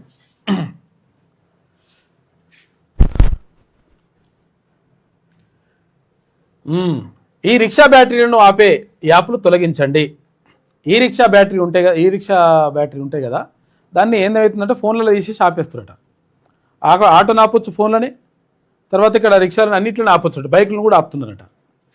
అని ఇట్లా ఇప్పుడు ఒకవేళ దీన్ని అట్లా ఆపడం వల్ల ఏమవుతుంది, ఒకవేళ మిస్ అయ్యి ఆగిపోయినా లేకపోతే ఒకవేళ కావాలని చేసినా కానీ అక్కడ ఉన్నటువంటి ప్రయాణికులు ఎవరైతే ఉంటారో ఆటోలో కానీ ఆ బైక్ పైన ఉన్న వాళ్ళు కానీ ఇబ్బంది పడుతున్నారు. కాబట్టి దీన్ని తొలగించాలని చెప్పేసి ఆదేశించింది ప్రభుత్వం. ఈ రిక్షాలు ఇతర ఎలక్ట్రిక్ వాహనాలు అంటే ఈవీ బ్యాటరీలను రిమోట్ ద్వారా స్విచ్ ఆఫ్ చేయగల సామర్థ్యం ఉన్న 7 యాప్లను తొలగించాలని గూగుల్, యాపిల్ సంస్థలను కేంద్ర ప్రభుత్వం ఆదేశించింది. ఇప్పుడు వీళ్ళు ఆపేస్తే ఎట్లుంటుంది, పరిచయం ఉండదు లెక్క. కాబట్టి అది తీసేయమని చెప్పిందంట. 7 యాప్లు ఉన్నాయంట. అవి ఇక్కడ ఉండే ఆపేసేయచ్చు, ఏడున్న బైక్నే కానీ అక్కడ ఆటోని కానీ. ఇక భీమిరెడ్డి అరెస్టుపై సస్పెన్స్ చూసుకోరిగ ఎట్లుందో లెక్క. 200 కోట్ల రూపాయల ఆస్తులు 200 పైచిలకు కోట్ల రూపాయల ఆస్తులు పట్టుబడ్డాడు భీమిరెడ్డి. ఆయన కానిస్టేబుల్గా కానిస్టేబుల్గా ఉద్యోగ జీవితాన్ని ప్రారంభించి తర్వాత మెల్లమెల్లగా డిఎస్పీ అయ్యిండు. డిఎస్పీ అయిన తర్వాత 200 కోట్ల రూపాయల పైచిలకు సంపాదించిండట.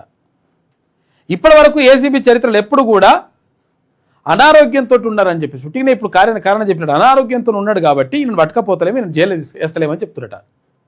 జైలు వేస్తారా లేకపోతే ఫలానా సామాజిక వర్గం కాబట్టి ఆయన ఏంది భీమిరెడ్డి రెడ్డి కాబట్టి ఆపుతున్నారు అనేటువంటి సమాజంలో ఉన్నటువంటి చాలా మంది అంటున్నారు. మరి దానికి సమాధానం ఏం చెప్తారో తెలియదు. మరి ఇంతవరకు ఎప్పుడు కూడా జరగలేదు. సస్పెన్స్ కొనసాగుతున్నాడు. సస్పెన్స్ అది థ్రిల్లర్ స్టోరీ అని ఏదేమన్నా ఆస్తులుండే వాస్తవం కదా. ఆయన జీవితం ఎక్కడ స్టార్ట్ చేసినట్టే కానిస్టేబుల్ కాడ స్టార్ట్ చేసి డిఎస్పీ అయ్యిండు. మెల్లమెల్లగా ఏం చేసిండో ఏం కథను. అయితే లాస్ట్కి ఏమైంది, ఆయన అరెస్ట్ చేస్తలేరట. ఆదాయానికి మించిన ఆస్తుల కేసులో డిఎస్పీ భీమిరెడ్డి అరెస్టుపై సస్పెన్స్ కొనసాగుతున్న సస్పెన్స్ థ్రిల్లర్ స్టోరీ నయమనేది. ఇలాంటి ప్రతి కేసులోనూ అవినీతి అధికారులను అరెస్ట్ చేసి రిమాండ్కు తరలించిన ఏసీబీ ఇటువంటి ఏ కేసునైనా కానీ గ్యారంటీ తీసుకొని లోపలేస్తారు. భీమిరెడ్డిని అరెస్ట్ చేయకపోవడం చర్చనీయాంశంగా మారింది. రాష్ట్ర వ్యాప్తంగా చర్చ అవుతున్నది. ఈయన రెడ్డి కాబట్టి ఈయన తీసుకుపోతలేరు, ఆయన తీసుకుపోయి లోపలేస్తలేరు అనేటువంటిది చర్చ. సమాధానం చెప్పాలి. మరి దాన్ని ప్రభుత్వం చెప్తారా ఎవరు చెప్తారో చెప్పాలి. ఏంది దొరికిన తర్వాత కిలోల బంగారం, కిలోల వెండి, అవన్నీ కూడా పైసలు, తర్వాత ఇవన్నీ కూడా ఆస్తులు 44 ఎకరాలు అక్కడ ఏది బెంగళూరులో రకరకాలుగా అవన్నీ దొరికిన తర్వాత కూడా బినామీల పేర్ల మీద వీటిని కూడా దొరికినట్టు ఇంకా అవి వేరే. ఇంకా గిని దొరికినాక కూడా ఈయన అరెస్ట్ చేస్తలేరట. చూసుకోరు ఎట్లుందో లెక్క. ఎవరు రాజ్యాధికారంలో ఉంటే ఎవరికి ఏం జరుగుతుందనేది చూసుకోరు. ఇట్లుంటుంది లెక్క.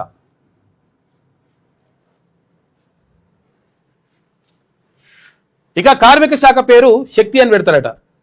కార్మిక ఉపాధి శిక్షణ కర్మాగారాల శాఖ పేరును department of skill, human capital and knowledge training initiatives గా ప్రభుత్వం మార్చింది. ఈ పేరు మొత్తం కూడా శక్తి అవుతుంది. దీంతో పాటు ఇప్పటి వరకు పరిశ్రమల శాఖ పరిధిలో ఉన్న యంగ్ ఇండియా స్కిల్స్ వర్సిటీ బాధ్యతలను నూతనంగా ఏర్పాటైన శక్తి శాఖకు బదిలీ చేస్తారట. ఏం చేస్తారో ఏమో.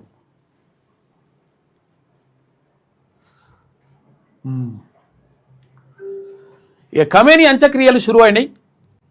టెహ్రాన్లోని గ్రాండ్ ముసల్లా గ్రౌండ్లో సంతాప కార్యక్రమాలు ప్రారంభమైనాయి. ఎక్కడ? ఇరాన్ సుప్రీంగా ఉన్నటువంటి ఖమేనీని అక్కడ అమెరికా చేసినటువంటి దాడుల్లో ఖమేనీ చనిపోయాడు. నిన్న చనిపోయిందా, మొన్న చనిపోయిందా, 2 రోజుల కింద 2 నెలల కింద అంటే కాదు. దాదాపు ఇదేంది ఇది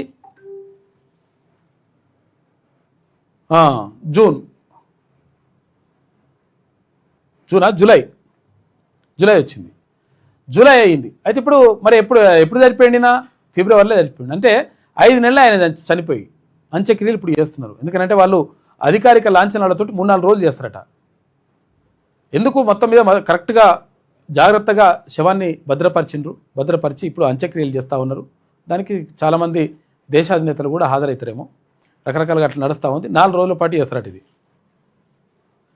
ప్రజల సందర్శనార్థం రేపు మైదానంలోనే భౌతిక కాయం. 4వ రోజు ప్రారంభం కానున్న మహా అంతిమయాత్ర. 4 రోజుల తర్వాత అంతిమయాత్ర ఉంటుందట.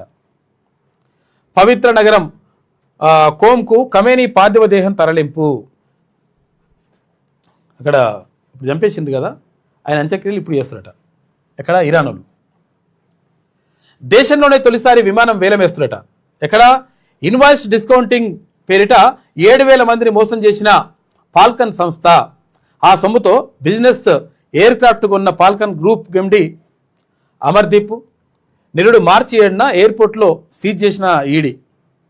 ఇక 14 కోట్ల రూపాయల విలువ చేసే ఎయిర్ క్రాఫ్ట్కు వేలంలో దక్కింది 3 కోట్ల రూపాయలనట. మొదటిసారిగా ఎయిర్ క్రాఫ్ట్ను అమ్ముతున్నారు. ఇక దొరభూములు రైతులకే 5 దశాబ్దాల భూ సమస్యలకు చెక్ పెట్టిన కాంగ్రెస్ సర్కార్. ఏమైంది ఇక్కడ? కేసీఆర్ ఏం తీసుకొచ్చిండంటే కబ్జా కాలం అనేటువంటి దాన్ని ఎత్తేసిండు. కబ్జా కాలం లేకపోతే అనుభవదారు కాలం ఉంటుంది కదా, అనుభవదారు కాలం ఎత్తేసిండు గతంలో ధరణి తీసుకొచ్చినప్పుడు. ఈ అనుభవదారు కాలాన్ని ఎత్తేయడంతో ఏమైంది? 50 సంవత్సరాలు 60 సంవత్సరాల నుంచి అదే భూమిని నమ్ముకొని అదే భూమి మీద బతుకుతూ అదే భూమిని సాగు చేసుకుంటున్నటువంటి రైతులకు అన్యాయం జరిగింది. పాత దొరగారి పేరు అక్కడ పడ్డది. ఎట్లా పడ్డది పేరు అంటే, గతంలో భూమి ఏది ఇంత ఉండాలనేటువంటి ఒక నిబంధన ఉన్నది కదా, భూ పరిమితి చట్టం. దానికి అనుగుణంగా అప్పుడు ఏమైంది? భూమిని వేరే వాళ్ళ పేరు మీద అంటే దాని ఏమంటారు భూదానం చేసిండ్రు. ఈ చేసినటువంటి భూమి మళ్ళీ ఏమైంది? తర్వాత ఒకవేళ ఈ కబ్జాదారు కాలం ఎత్తేయడంతో మళ్ళీ పాత యజమాని పేరు ఎవరైతే ఉంటారో దొర ఉంటాడో ఆ దొర పేరే పడ్డదట. దొర పేరే పడితే ఇది నాదే భూమి అని చెప్పేసి ఆయన, అరే లేదురా నాయన, మేము ఇన్ని సంవత్సరాలు 50-60 సంవత్సరాల నుంచి మేము దున్నుకొని దీన్నే బతుకుతున్నాం, దీని మీదనే ఉంటున్నాం, అప్పుడు మేము అంతో ఇంతో పైసలు ఇచ్చి కొనుక్కున్నాం, అయినా కానీ మా పేరు మీద మారలేదు, మారకపోతే మాకు అన్యాయం జరుగుతుందని చెప్పేసి మొత్తం పాపం ప్రజలందరూ కూడా ఇబ్బంది పడ్డరు. వందలాది ఎకరాలు, వందలాది మంది రైతులకు సంబంధించినటువంటి అంశం ఇది. అయితే మరి ఎట్లా ఏం చేద్దాం అనుకుంటే, 50-60 సంవత్సరాల నుంచి దాని మీద దున్నుకొని బతుకుతున్నారు కాబట్టి, అంటే దున్నేవాడిదే భూమి అనేటువంటిది ఏది నక్సలైట్ల నినాదం ఉండే గతంలో. అయితే అట్లనే ఇప్పుడు ఎవరైతే అనుభవదారుగా ఉన్నాడో ఆ అనుభవదారుకే భూమి ఇవ్వాలని చెప్పేసి నిర్ణయించినట. దీంతో దొర పేరు మీద ఉన్నటువంటి భూమి ఇప్పుడు రైతులకు దక్కింది. ఇక్కడ కనగల్ మండలంలో, నూతన్కల్ మండలంలో 5 దశాబ్దాల భూ సమస్యకు చెక్ పెట్టిన కాంగ్రెస్ సర్కార్ నూతన్కల్ తర్వాత మద్దిరాల మండలాల సీలింగ్ భూముల సర్వే పూర్తి చేసిండ్రు. సీలింగ్ భూములు ఎందుకంటే సీలింగ్ భూమి ఇంత సీలింగ్ ఉండాలి, 54 ఎకరాల కంటే ఎక్కువ ఉండదు. ఎక్కువ ఉంటే ఏమైంది? 100 ఎకరాలు 1000 ఎకరాలు ఉన్న వాళ్ళు అలా భూమి అప్పుడు సీలింగ్ భూమిలో ఎత్తేసిండ్రు. గవర్నమెంట్ చేతిలో ఉండేది. కేసీఆర్ ముఖ్యమంత్రి అయిన తర్వాత మళ్ళా పాతల పేరు మీకు వచ్చిందట కథ. 1780 మంది రైతులకు 2959 ఎకరాల్లో పట్టాలు ఇచ్చారు. ఇక జూలై చివరి నాటికి పట్టాలు ఇచ్చేందుకు సన్నాహాలు చేస్తున్నారు. మొత్తం ఓకే అయిపోయిందట లెక్క. దున్నేవాడికే భూములు ఒకప్పటి నక్సలైట్ నినాదం ఇది. తెలంగాణ సాయుధ పోరాట లక్ష్యాల్లో ఇది ఒకటి. కానీ సూర్యాపేట జిల్లాలోని నూతన్కల్ మద్దిరాల మండలాల్లో 5 దశాబ్దాలకు పైగా సాగు చేసుకుంటున్న 5 దశాబ్దాలు 50 సంవత్సరాలకు పైన 1780 మంది పేద రైతులకు భూములపై హక్కులు లేకుండా పోయాయి. కేసీఆర్ సర్కార్ తెచ్చిన ధరణి పోర్టల్లో అనుభవదారు కాలం పెట్టకపోవడంతో వారి భూములు వారికి కాకుండా పోయాయి. నాడు భూ సంస్కరణలో భాగంగా దొరల నుంచి స్వాధీనం చేసుకున్న సీలింగ్ భూములను పేదలకు పంచిన కాంగ్రెస్ సర్కారే మళ్ళీ ముందు పడి ఏమైంది? ఇప్పుడు రైతుల పేరు మీద చేస్తా అంటున్నారు. ఇప్పుడు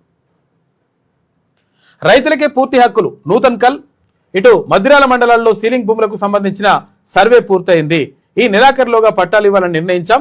1780 మంది రైతులకు 2959 ఎకరాల పట్టాలు పంపిణీ చేసి అనంతరం భూదార్ కార్డులను అందిస్తాం. ప్రస్తుతం సాగు చేసుకుంటున్న కుటుంబ పెద్ద పేరు మీదనే భూ యాజమాన్య పత్రాలు అందజేస్తామని చెప్పేసి తేజస్ నందలాల్ పవార్ కలెక్టర్, సూర్యాపేట కలెక్టర్ అంటున్నాడు. దున్నేవాడికి భూమి వచ్చేసింది ఇప్పుడు లెక్క. ఇప్పుడు ఏమైందంటే 2 ప్రభుత్వాలు 2 రకాలుగా మీరు చూడరు, మీరు చాలా జాగ్రత్తగా అబ్జర్వ్ అయ్యారు. దీనివల్ల చాలా సమస్యలు వస్తాయి. ఈ సమస్యలు రావాలనే చూసుకుంటారు కొంతమంది ప్రభుత్వంలో ఉన్నవాళ్ళు. కేసీఆర్ ఏం చేసిండు? అనుభవదారు కాలం తీసేసిండు. ఇప్పుడున్నటువంటి ప్రభుత్వం ఏం చేసింది? ఎవరైతే కబ్జాలు ఉంటారో ఆ కబ్జాలు ఉన్న వాళ్ళే భూమి అంటున్నారు. ఇప్పుడు పేపర్ ఉన్న వాళ్ళే భూమి కాదు. విరుద్ధంగా ఇప్పుడు వాళ్ళేమో కాగితం ఉన్నా నీకు ఏది ఆ కాగితాలు ఉన్నోళ్ళే, కాగితాలు ఓరుకుంటే వాళ్ళకే భూమి అని చెప్పేసి కేసీఆర్ అన్నాడు. ఇప్పుడు కాగితాలు ఉంటే పని చేయరని ఆయన ఇప్పుడు కబ్జాలనే ఉండాలని చెప్పేసి ఇప్పుడున్నటువంటి ప్రభుత్వం చెప్తా ఉంది. విరుద్ధమైనటువంటి ఆ ప్రతిపాదనలు అక్కడ ఉన్నాయి. దీంతో ఏమవుతుంది? ఇక్కడ ఇబ్బంది పడతారు. రెండు రకాల నష్టమే జరుగుతుంది. అసలు ఎవరి భూమి ఏం కథ, దాన్ని ఎంక్వైరీ చేసి దాని కథ ఏంది, దాని హిస్టరీ ఏంది మొత్తం కూడా తెలుసుకొని దానిపైన అప్పుడు అట్లా ఉండాలి. అది కాకుండా ఆయన కాయిదాలు ఉంటే భూమి ఆయనది అంటాడు, కాయిదాలు ఉన్న భూమి కాదని ఈయన అంటాడు. చూసుకోరు ఎట్లున్నది లెక్క.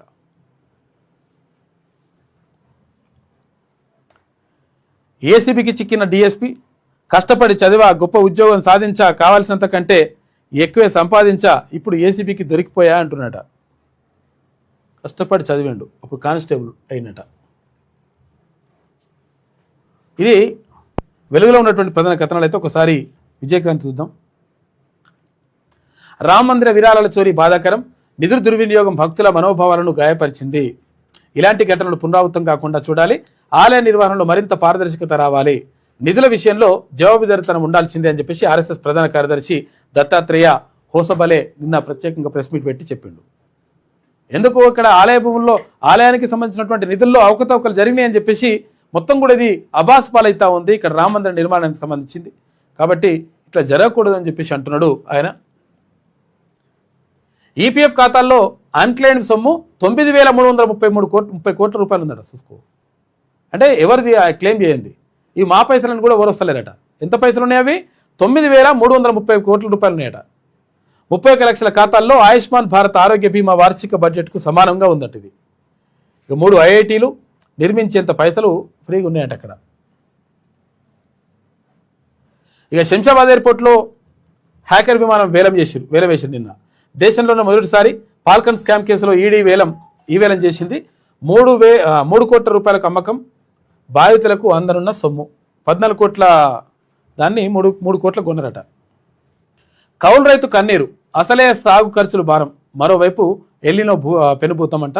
కలవరి పెడుతున్న వర్షాకాల పంటల సీజన్, వ్యవసాయం చేయకపోవడమే మేలనుకుంటున్నారంట కౌలు రైతులు. ఎందుకు అట్లా అనుకోవాల్సి వస్తుంది అంటే, కౌలు రైతులకు మరి 12,000 రూపాయలు ఇస్తానని చెప్పేసి గతంలో కాంగ్రెస్ పార్టీ హామీ ఇచ్చింది. ఆ హామీ ఇప్పటి వరకు నెరవేరలే, అట్లనే ఉన్నది. దీంతో కౌలు రైతుల పరిస్థితి దారుణంగా ఉంది. ఇటేం వానలు వస్తలేవు, ఇటేం పరిశాన్ ఉంది. లెక్కంతా ఏం చేయాలో అర్థం కాని పరిస్థితిలో ఉన్నారు. ఇక పాలమూరుకు ఇవాళ సీఎం రేవంత్ రెడ్డి పోతున్నాడు. నాగర్ కర్నూలు జిల్లాలోని ఊరుకొండ, మహబూబ్ నగర్ జిల్లాలోని మిడ్జిల్లో పర్యటన, పలు శంకుస్థాపనలు, అభివృద్ధి కార్యక్రమాలకు శ్రీకారం. మిడ్జిల్ బహిరంగ సభలో ముఖ్యమంత్రి ప్రసంగం ఉంటుందంట. ఇలా 5 ఎకరాల వరకు రైతు భరోసా, ఇది విడతల వారికి వేస్తారు కదా రోజుకింత. ఇప్పుడు 5 ఎకరాల వరకు వచ్చిందట నిన్నటి దాకా. ఇప్పుడు మొత్తం 9 రోజుల 10 రోజుల్లో మొత్తం పూర్తి స్థాయిలో ఇస్తామని అంటున్నారు.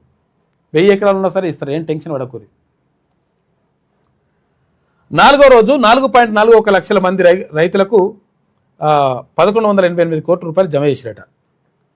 ఇక బీఆర్ఎస్ సర్కార్ అప్పులు 8 లక్షల కోట్ల పైమాటే, వాస్తవం కాదా అని చెప్పేసి అడుగుతున్నాడు బట్టి విక్రమార్క. బస్తీ మీద సవాల్, బీఆర్ఎస్ హయాం రుణాల చిట్టా మా వద్ద ఉంది. మా ప్రభుత్వం వచ్చాక అసలు వడ్డీతో కలిపి 2,08,681 కోట్ల రూపాయలు చెల్లించాం. పవర్ పాయింట్ ప్రజెంటేషన్ పేరుతో ఇప్పుడు మాపై నిందలెందుకు? కేటీఆర్, హరీష్ రావు అబద్ధాలను ప్రచారం చేస్తున్నారని చెప్పేసి బట్టి విక్రమార్క అంటున్నాడు. రోషం ఉంటే రాజీనామాకు సిద్ధమని చెప్పాలి. హరీష్ కేటీఆర్కు మంత్రి జూపల్లి సవాల్ విసిరిండు. మాటల గారడి ఆపి దమ్ముంటే చర్చకు రండి. చర్చకు సోమాజిగూడ ప్రెస్ క్లబ్కు అప్పుల లెక్కలపై లేఖ రాస్తా అని చెప్పేసి ఎవరు జూపల్లి కృష్ణారావు అంటున్నాడు.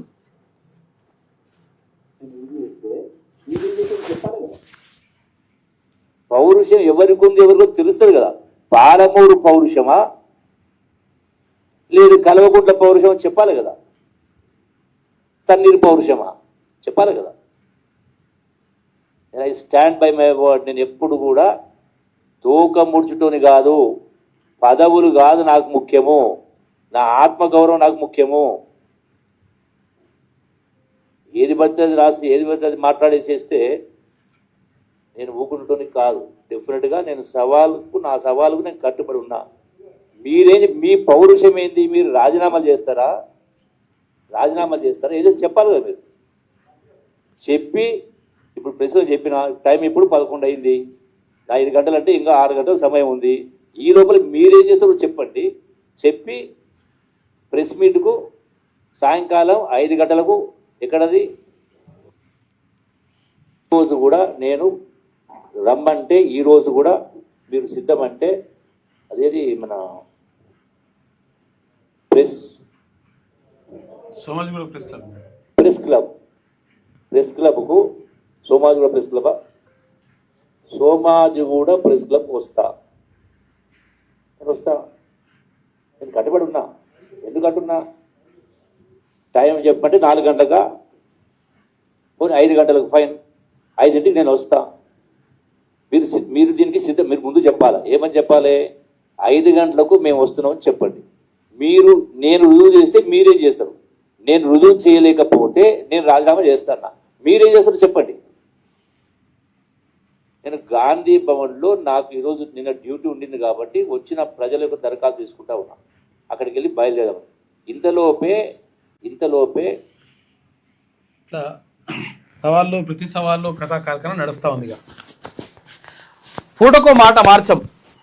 బీఆర్ఎస్ తప్పుల లెక్కలపై మాటకు కట్టుబడి ఉన్నా, అసెంబ్లీలో ఆధారాలతో సహా నిరూపించా, ఆర్బీఐ లెక్కలను కూడా మీకు పంపుతున్నా, ఇకనైనా దుష్ప్రచారం మానుకోండి. మంత్రి జూపల్లికి మాజీ మంత్రి హరీష్ రావు బహిరంగ లేఖ రాసినట. లేఖ రాసి ఆయన మాట్లాడాడు. విన్నా. డబ్బులన్నీ వాపసు పోయినటువంటి పరిస్థితి. సంగమేశ్వర బసవేశ్వర ప్రాజెక్టు 4 లక్షల ఎకరాలకు నీళ్లు ఇచ్చే ప్రాజెక్టును ఇలా కాంగ్రెస్ పార్టీ దాన్ని అతికెక్కించి బంద్ చేసింది. ఇలా మన నారాయణ ఖేడ్, మన ఆందోళ్, మన జహీరాబాద్ ఇట్లా ప్రతి సవాళ్ళ మీద నడిచింది కథ అంతా. ప్రజలను మోసగిస్తున్న కాంగ్రెస్ సర్కార్, రాజ్యాంగాన్ని కాంగ్రెస్ గౌరవించడం లేదు. ముఖ్యమంత్రి రేవంత్ రెడ్డి పాలన కేవలం మాటల పాలనే సాగిస్తున్నాడు. కేంద్ర ప్రభుత్వ సహకారం తీసుకొని చెప్పడం లేదు. బీజేపీ రాష్ట్ర అధ్యక్షుడు రామచంద్రరావు అంటున్నాడు. మరో 2 రోజులు వర్షాలు ఉంటాయని అంటారు, కానీ వర్షాలు వస్తాయంటారు. ఏ రోజు వర్షాలు వస్తలేవు. వారం రోజులు భారీ వర్షాలు అంటే ఇక అందరూ చేతులు పట్టుకుని పోయారు. లాస్ట్కి వస్తే ఎండ కొడితే ఎండకు పట్టుకున్నారు. గట్లయింది కథ. పలు జిల్లాల్లో భారీ నుంచి అతి భారీ వర్షాలు. ఇక ఉత్తర పశ్చిమ బంగాళాఖాతంలో అల్పపీడనం. శుక్రవారం పలు జిల్లాల్లో కురిసిన మోస్తరు వర్షం. ఇక పీఆర్సీ ప్రకటించండి, హెల్త్ కార్డులు జారీ చేయాలి. సిఎస్కు టీజీఓ నేతలు వినతి పత్రం ఇచ్చిరట. ఇక 5,000 పోలీసు ఉద్యోగాలకు ఆమోదం. 10 విభాగాల్లో భర్తీకి త్వరలో నోటిఫికేషన్ అంటున్నారు. 5,000 కాదు, వాళ్ళు అడుగుతుంది 20,000. కాబట్టి అది ఒకసారి చూడండి. ఇప్పుడు డీజీపీ అన్న ప్రకారమైన 15,000 ఇయ్యాలి కదా పోలీసు ఉద్యోగాలు. రేణుకది హత్య ఆత్మహత్య. లంగర్ హౌస్లోని హోటల్లో ఉరేసుకున్న అల్వాల్ యువతి. ఫరూక్తో వివాహేతర సంబంధం. ఇక్కడ కూకట్పల్లిలోని పబ్లో బార్ డాన్సర్గా వృత్తి చేస్తుందంట ఆమె. రేణుకను హత్య చేశారని కుటుంబ సభ్యులు ఆరోపిస్తున్నారు. చూసుకో కథ. కొడుకులు చంపుడేంద్రా బాబు, బెస్ట్ ఫెలోస్. ఇది విజయక్రాంతిలో ఉన్నటువంటి ప్రధాన కథనం. అయితే ఒకసారి శనార్థి తెలంగాణ చూద్దాం.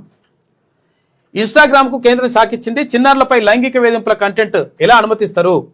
ఇన్స్టా వేదికగా యాడ్స్ ప్రమోట్, యాడ్స్పై వివరణ ఇవ్వాలని చెప్పేసి ఐటీ శాఖ మెటాకు నోటీసులు జారీ చేసిండ్రు. ఇక ఆర్టీసీ జలక్ జేబీఎం ఎలక్ట్రిక్ బస్సులు నడపడంపై తాత్కాలిక నిషేధం విధించారు. ఫైర్ యాక్సిడెంట్లు జరగడంతో ఈ నిర్ణయం తీసుకుందంట ఆర్టీసీ. భాగ్యనగరంలో కల్తీ సామ్రాజ్యం. గ్లోబల్ సిటీలో కొల్లిన తిండి. రుచుల రాజధాని రోగాల నిలయమా? ఇక ట్యాక్స్ల వేటలో ప్రభుత్వం. 75,000 హోటళ్లు కేవలం 361 రేటింగ్స్ అట. 50,000 హోటళ్లకు లైసెన్సే లేవు. ఇక 2% హోటళ్లలోనే పరిశుభ్రత ఉందంట. 98% హోటళ్లలో పరిశుభ్రత లేదట. గుర్తుపెట్టుకోరి. పోయి స్వేసి వేయంగానే వేడివేడిగా మంచిగా స్పైసీ ఉండాలి, పీసీ ఉండాలని చెప్పేసి మనం తింటుంటాం, కానీ అది ఆగమాగా ఉందట కథ. బిర్యానీపేటలో స్లో పాయిజన్. ఇక గ్లోబల్ సిటీ జనాలు ప్రాణాలతో చెలగాటం. ఇటు హోటళ్ల కిచెన్లలో మరణ మృదంగం. ఫుడ్ సేఫ్టీ అధికారులు ఏమైపోయారు? కల్తీ రాయిళ్లకు అధికారుల అండ ఉందా? ఇక ఎఫ్ఎస్ఎస్ ఏఐ రేటింగ్స్లో అట్టడుగున హైదరాబాద్ ఉందంట. బ్రాండ్ ఇమేజ్ ముసుగులో కల్తీల పర్వం. ఇక హైజీన్ రేటింగ్లో హైదరాబాద్ అట్టడుక్కుంది. ఢిల్లీ, బెంగళూరు నగరాలు టాప్లో ఉన్నాయట. అవే నయం ఉన్నాయి. హైదరాబాద్ అంటేనే నోరూరించే బిర్యానీలు, గుబాలించే ఇరానీ చాయ్. కానీ కలర్ఫుల్ లైటింగ్ల మధ్య మనం ఎంతో ఇష్టంగా తింటున్న ఆ ముక్క రేపు మనల్ని హాస్పిటల్ బెడ్ ఎక్కించబోతోందా అనే భయం ఇప్పుడు ప్రతి సామాన్యుడి వెంటాడుతుంది. అయితే గ్లోబల్ ఫుడ్ మ్యాప్లో 50వ స్థానాన్ని సాధించామన్న గర్వం ఒకవైపు ఉంటే, దేశంలోని మెట్రో నగరాల ఆహార పరిశుభ్రత జాబితాలో అట్టడుగున నిలిచిందంట. ఇది చేదు నిజం. కాబట్టి మొత్తం కూడా ఆగమాగం జగన్నాథం ఉందంటే చూడు. ఏమైంది ఇక్కడ? మటన్. ఈ మటన్లా పెద్ద కూర కలుపుతున్నట, ఎద్దు మాంసం 2 మిక్స్ చేసి అమ్ముతున్నారు. ఫుడ్ సేఫ్టీ అధికారులు పోయి పట్టుకున్నారు. ఇవి పట్టుకుంటే ఓకే, ఇప్పుడు పట్టుకోకపోతే ఇప్పుడు ఏది గొర్రెపోతు కూర లేకపోతే మేకపోతు కూర అని చెప్పి చంపుతుంటారు. అందులో గొడ్డు మాంసం అమ్ముతున్నాడ కలిపి. చూసుకో ఎట్లున్నది లెక్క.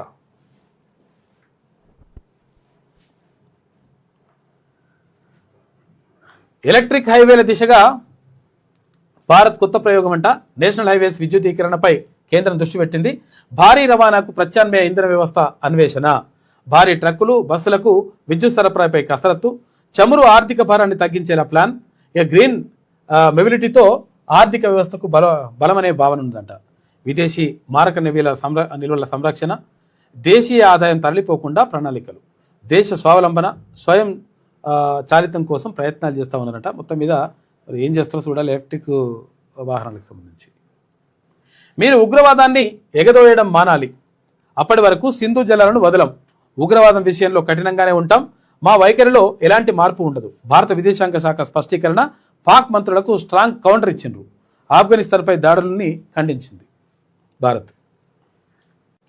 20,000 పోలీసు ఉద్యోగాలు ఏమాయని చెప్పేసి అడుగుతున్నాడు కేటీఆర్. ఏడాదిలోనే 2 లక్షల ఉద్యోగాలు అంటారు. ఇప్పటి వరకు 17,000 ఇచ్చిండ్రు. మా హయాంలో 47,000 పోలీసు ఉద్యోగాలు ఇచ్చినాం. నిజంగా అత్యధికంగా పోలీస్ పోస్టులు ఇచ్చిందంటే కేసీఆర్ హయాంలోనే. మాటకు నోటిఫికేషన్ అంటే పోలీస్ నోటిఫికేషన్ ఉంటుండే, కానిస్టేబుల్లు, ఎస్ఐలు ఇవన్నీ. 2.32 లక్షల ఉద్యోగాలు నోటిఫై చేసినాం. 1.60 లక్షల ఉద్యోగాలు భర్తీ చేశాం. కాంగ్రెస్ సర్కార్పై యువత ఆగ్రహం వ్యక్తం చేస్తుంది అని చెప్పేసి సీఎం రేవంత్కు కేటీఆర్ బహిరంగ లేఖ రాసినట. రామ మందిరం విరాళాల కేసు కీలక నిర్ణయం తీసుకున్న సిట్. ట్రస్ట్ 5 ఏళ్ల ఖాతాలను రీఆడిట్ చేయాలని కీలక డిసిషన్ తీసుకున్నట. ఆలయ నిర్మాణ వ్యయాలు, వెండి, బంగారు కానుకలపైన విచారణ చేస్తున్నట. చూసుకోరు ఏడికొచ్చిందంటే కథకి ఏడికొచ్చింది. దేవుణ్ణి కూడా ఆగం చేస్తారా బాబు, వేస్ట్ ఫెలోస్. భూమి కోసం వీర తెలంగాణ, అస్తిత్వం కోసం ప్రత్యేక తెలంగాణ, బీసీల అధికారం కోసం సామాజిక తెలంగాణ. భువనగిరి నుంచే సామాజిక తెలంగాణ పోరాటానికి శంఖారావం మొదలైంది. టీఆర్పీ రాష్ట్ర ప్రధాన కార్యదర్శి వట్టే జానయ్య యాదవ్ రాజ్యాధికార సమరబేరి సభకు మేం మద్దతు ఇస్తున్నాం. కేయూబీసీ అధ్యాపకుల ప్రకటన అని చెప్పేసి ఒక వార్త కనిపిస్తూ ఉంది. సబ్బండ వర్గాలన్నీ కూడా మేము రాజ్యాధికార సమరబేరికి వస్తున్నామని చెప్తా ఉన్నారు. ఎందుకంటే ఇది మన కోసం జరుగుతున్నటువంటి పోరాటం కాబట్టి మనం 100% ఇందులో ఉండాలని చెప్పేసి అనుకుంటున్నారంట. తెలంగాణ రాష్ట్రంలో ప్రస్తుతం కొనసాగుతున్న అసలు పోరాటం రాజ్యాధికారం కోసం జరుగుతున్న పోరాటమేనని, ఆ పోరాటానికి చారిత్రక ఆరంభంగా తెలంగాణ రాజ్యాధికార పార్టీ ఈ నెల 5న భువనగిరిలో సామాజిక న్యాయ సమర భేరీని బహిరంగ సభను నిర్వహిస్తున్నట్లు పార్టీ రాష్ట్ర ప్రధాన కార్యదర్శి, సభ నిర్వహణ బాధ్యతలు తీసుకున్న వట్టే జానయ్య యాదవ్ తెలిపారు. శుక్రవారం భువనగిరిలో వట్టే జానయ్య యాదవ్ మీడియా సమావేశం ఏర్పాటు చేశారు. ఈ సందర్భంగా ఆయన మాట్లాడుతూ భూమి కోసం వీర తెలంగాణ రైతాంగ పోరాటం, సాయుధ పోరాటం జరిగిందని, అస్తిత్వం కోసం తెలంగాణ ఉద్యమం జరిగింది. ఇప్పుడు బీసీల అధికారం కోసం సామాజిక తెలంగాణ ఉద్యమం మొదలైందన్నారు. ఇక భువనగిరి గడ్డపై అమరగాయని బెల్లి లలిత త్యాగస్ఫూర్తికి, సూర్యాపేటకు చెందిన అమరుడు మారోజు వీరన్న పోరాట స్వారసత్వానికి, తెలంగాణ కోసం ప్రాణాలు అర్పించిన ఎందరో అమరవీరుల త్యాగాలకు సాక్షిగా సామాజిక తెలంగాణ ఉద్యమానికి ఇక్కడి నుంచే నాంది పలుకుతున్నట్లు వెల్లడించారు. వీర తెలంగాణ సాయుధ రైతాంగ పోరాటంలో దొడ్డి కొమరయ్య జయంతి వర్ధంతి ఉంది. అలా అక్కడ అందరూ కూడా కడవెండి వెళ్తూ ఉన్నారు. ఇక్కడ జనగామ జిల్లాలో ఉన్నటువంటి కడవెండికి తరలి వెళ్తూ ఉన్నారు అందరూ కూడా. ఎందుకంటే దొడ్డి కొమరయ్య మొట్టమొదటి తెలంగాణ సాయుధ రైతాంగ పోరాటంలో మొట్టమొదటి అమరుడుగా ఆయన పేరు చెప్తుంటారు. దొడ్డి కొమరయ్య పేరు. ఆయన వర్ధంతి ఇవాళ. తెలంగాణ కోసం ప్రాణాలు అర్పించిన ఎందరో అమరవీరుల త్యాగాలకు సాక్షిగా సామాజిక తెలంగాణ ఉద్యమానికి ఇక్కడి నుంచే నాంది పలుకున్నట్లు వెల్లడించారు. వీర తెలంగాణ సాయుధ రైతాంగ పోరాటంలో దొడ్డి కొమరయ్య, చాకలి ఐలమ్మ వంటి బడుగు బలహీన వర్గాల నాయకులు తమ రక్తాన్ని దారపోసి భూమి కోసం పోరాడారని, ఆ పోరాటం భూస్వామ్య వ్యవస్థకు సవాలుగా విసిరి పీడిత ప్రజలకు విముక్తి మార్గాన్ని చూపించిందన్నారు. ఇక అనంతరం జరిగిన ప్రత్యేక తెలంగాణ ఉద్యమంలో శ్రీకాంతాచారితో పాటు వేలాది మంది యువకులు, విద్యార్థులు, బడుగు బలహీన వర్గాలకు చెందిన ప్రజలు ఆత్మ బలిదానాలు చేసి ప్రత్యేక తెలంగాణ రాష్ట్రాన్ని సాధించారని గుర్తు చేశారు. ఇక ప్రత్యేక తెలంగాణ ఆవిర్భావానికి సిద్ధాంత దిక్సూచిగా నిలిచిన ప్రొఫెసర్ జయశంకర్ కూడా బడుగు బలహీన వర్గాల నుంచి ఎదిగిన మహానేత అన్నారు. ఆయన చూపిన సామాజిక న్యాయ మార్గంలో ఇప్పుడు సామాజిక తెలంగాణ నిర్మాణ యాత్ర ప్రారంభమవుతుందని చెప్పారు. ఈ నెల 5న అంటే రేపు భువనగిరిలో జరగనున్న బహుజనుల సభకు ప్రజలు పెద్ద ఎత్తున తరలి రావాలని పిలుపునిచ్చారు ఒట్టి జానయ్య యాదవ్. టీఆర్పీ రాష్ట్ర ఉపాధ్యక్షుడు ఎల్లబోయిన ఓదెల్ యాదవ్, ప్రధాన కార్యదర్శి వేములవాడ మధుసూదనాచారి, మహిళా అధ్యక్షురాలు పటేల్ వనజ, మహిళా వర్కింగ్ ప్రెసిడెంట్ నీరజ గౌడ్, జిల్లా అధ్యక్షుడు కొమిరిశెట్టి నరసింహులు, జిల్లా మహిళా అధ్యక్షురాలు చింతకింది ఉషారాణి, ఇక కోట్ల వాసుదేవ్, మీనా, తర్వాత శాలిని, సౌభాగ్య, వెంకటేశ్వర్లు, భిక్షపతి, నగేష్ తదితరులు జానయ్య వెంట ప్రెస్ మీట్లో పాల్గొన్నారు. ఇక రాజ్యాధికార సభకు మద్దతు ఇస్తున్నామని చెప్పేసి కేయు బీసీ అధ్యాపకులు అంటున్నారు కాకతీయ యూనివర్సిటీ నుంచి. ఈ నెల భువనగిరిలో అంటే రేపు 5న రేపు జరగబోయేటువంటి భువనగిరిలో జరిగే తెలంగాణ రాజ్యాధికార పార్టీకి చేపట్టిన రాజ్యాధికార సమరపేరి సభకు కాకతీయ యూనివర్సిటీ బీసీ అధ్యాపకులు సంపూర్ణ మద్దతు ప్రకటించారు. కాకతీయ యూనివర్సిటీ కాదు, అన్ని యూనివర్సిటీలు కూడా ప్రకటించినాయి. బీసీ జాక్ రాష్ట్ర చైర్మన్ డాక్టర్ తిరునహరి శేషు ఆధ్వర్యంలో శుక్రవారం యూనివర్సిటీ ఆర్ట్స్ అండ్ సైన్స్ కళాశాలలో జరిగిన బీసీ అధ్యాపకుల సమావేశంలో బీసీ అధ్యాపకులు పాల్గొని సమరపేరి సభకు తమ సంపూర్ణ మద్దతు తెలిపారు. బీసీ, ఎస్సీ, ఎస్టీ వర్గాలు బాధ్యతగా ఈ సభకు తమ మద్దతు ప్రకటించాలని వక్తలు అభిప్రాయపడ్డారు. అయితే సమైక్య ఆంధ్రప్రదేశ్లో కానీ ప్రత్యేక తెలంగాణ రాష్ట్రంలో కానీ రాజ్యాధికారంలో బీసీలకు న్యాయంగా దక్కాల్సిన వాటా దక్కడం లేదన్నారు. ఎన్నికలకు ముందు అధికారంలోకి రావడానికి రాజకీయ పార్టీలు వెనుకబడిన వర్గాలకు అనేక హామీలు ఇచ్చి అధికారంలోకి వచ్చిన తర్వాత బలహీన వర్గాలను పట్టించుకోవడం లేదని విమర్శించారు. ఈ కార్యక్రమంలో బీసీ రైటర్స్ వింగ్ రాష్ట్ర చైర్మన్ డాక్టర్ చింతం ప్రవీణ్ కుమార్, కాకతీయ విశ్వవిద్యాలయం BC teachers association general secretary doctor Errabojju Ramesh, ఇక మ్యాథ్స్ విభాగం head doctor Nagaiah, doctor Sadanandam, రాజనీతి శాస్త్రం విభాగం incharge head doctor Vijay Kumar, doctor Racha Kalyani తదితరులందరూ కూడా ఈ కార్యక్రమంలో పాల్గొన్నారు. మొత్తం కూడా అన్ని అధ్యాపకులు అందరూ కూడా అన్ని యూనివర్సిటీలు, విద్యా సంస్థలు, తర్వాత టీచర్లు, లాయర్లు అందరూ కూడా, డాక్టర్లు అందరూ కూడా ఈ సభకు మద్దతు ఇస్తున్నామని చెప్తా ఉన్నారు. ఇది సమాజంలో మార్పు తీసుకురావడానికి, తర్వాత ఎవరైతే బిగ్ క్లాస్గా ఉన్న వాళ్ళకి అన్యాయం జరుగుతుంది కాబట్టి వాళ్ళకి అండగా ఉంటామని చెప్పేసి అందరూ కూడా చెప్తా ఉన్నారు. అందులో భాగంగా నడుస్తూ ఉంది కథ.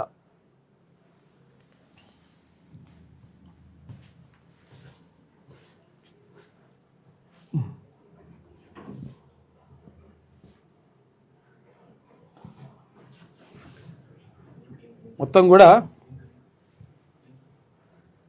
ఈ సమరపేరికి సంబంధించి మొత్తం కూడా ఏర్పాట్లన్నీ పూర్తయిపోతున్నాయి ఎక్కడ భువనగిరిలో. ఎందుకంటే వర్షం వస్తే ఎట్లా అని చెప్పేసి అనుకుంటే వర్షం వచ్చినా ఏం కాదు. ఇప్పుడు ఇక భారీ ఏర్పాట్లు జరుగుతున్నాయి గ్రౌండ్ మొత్తం.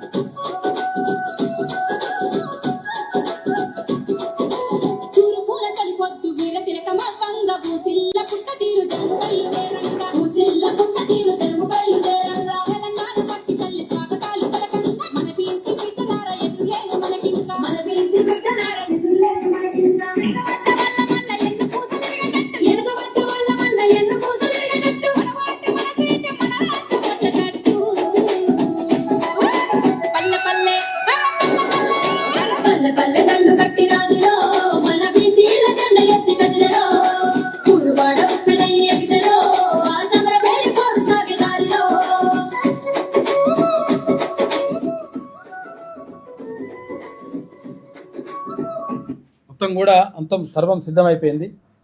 ఇక్కడ సమర్ భేరీకి సంబంధించి మొత్తం ఏర్పాట్లన్నీ కూడా పూర్తయిపోయినాయి.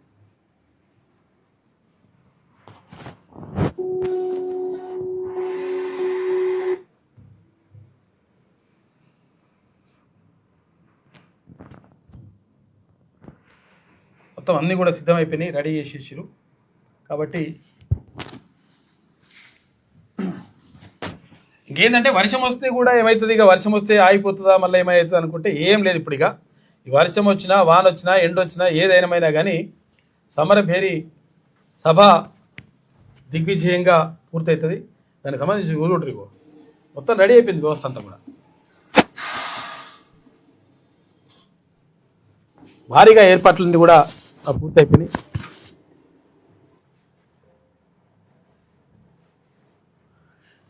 ఇది శనార్ తెలంగాణలో ఉన్నటువంటి ప్రధాన కథనాలు. అయితే ఒకసారి ఈనాడు చూద్దాం. హోంశాఖలో 7,000 కొలువులు, వాటిలో 5,000 పోలీస్ పోస్టులు ఉత్తర్వులు జారీ చేసిన ప్రభుత్వం. 1-2 రోజుల్లో నోటిఫికేషన్ వస్తుందని చెప్పేసి అంటున్నారు.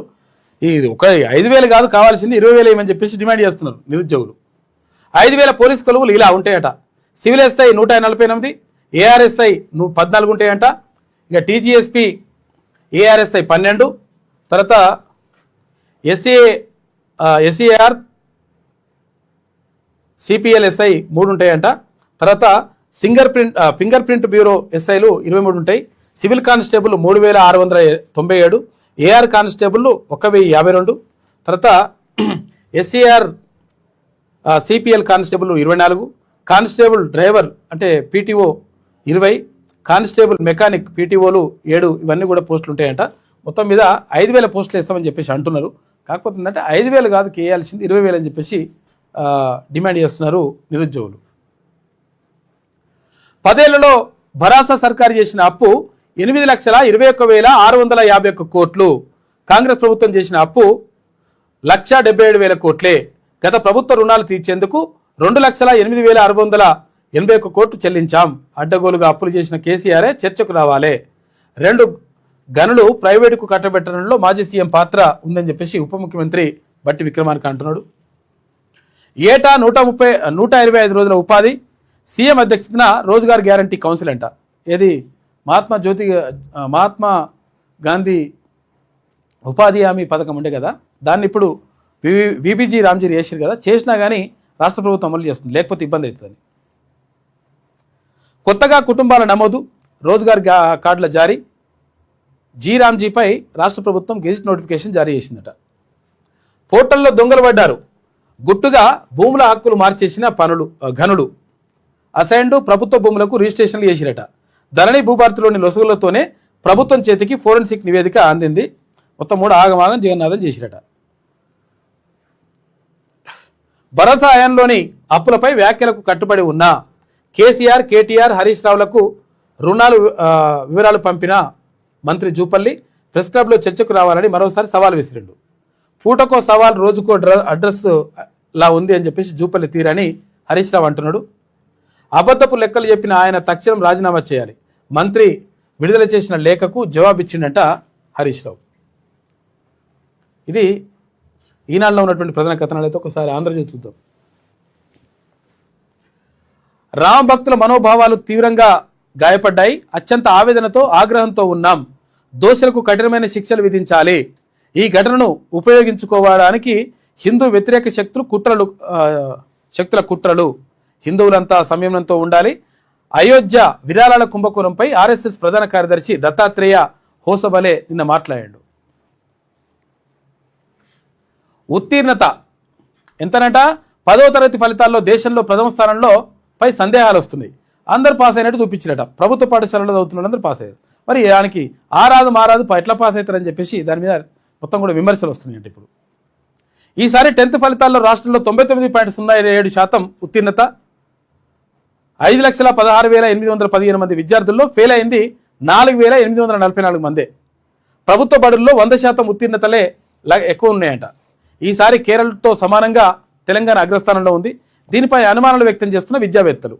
విద్యార్థులు అత్యధికులకు ఇంటర్నల్స్లో 20కి 20 మార్కులు ఇచ్చినట. గతానికి భిన్నంగా ఈసారి కాంప్రహెన్షన్ ప్రశ్నలు ఎక్కువ ఉన్నాయట. ఇక షార్ట్ వెరీ షార్ట్ ఆన్సర్స్ ఉంటే ఇన్విజిలేటర్లే సహకారం ఇచ్చిరట. ఇది ఏరా, ఇది బీరా, ఇగో ఇది ఇదిరా, ఇది ఇదిరా అని చెప్పి చెప్పిరట.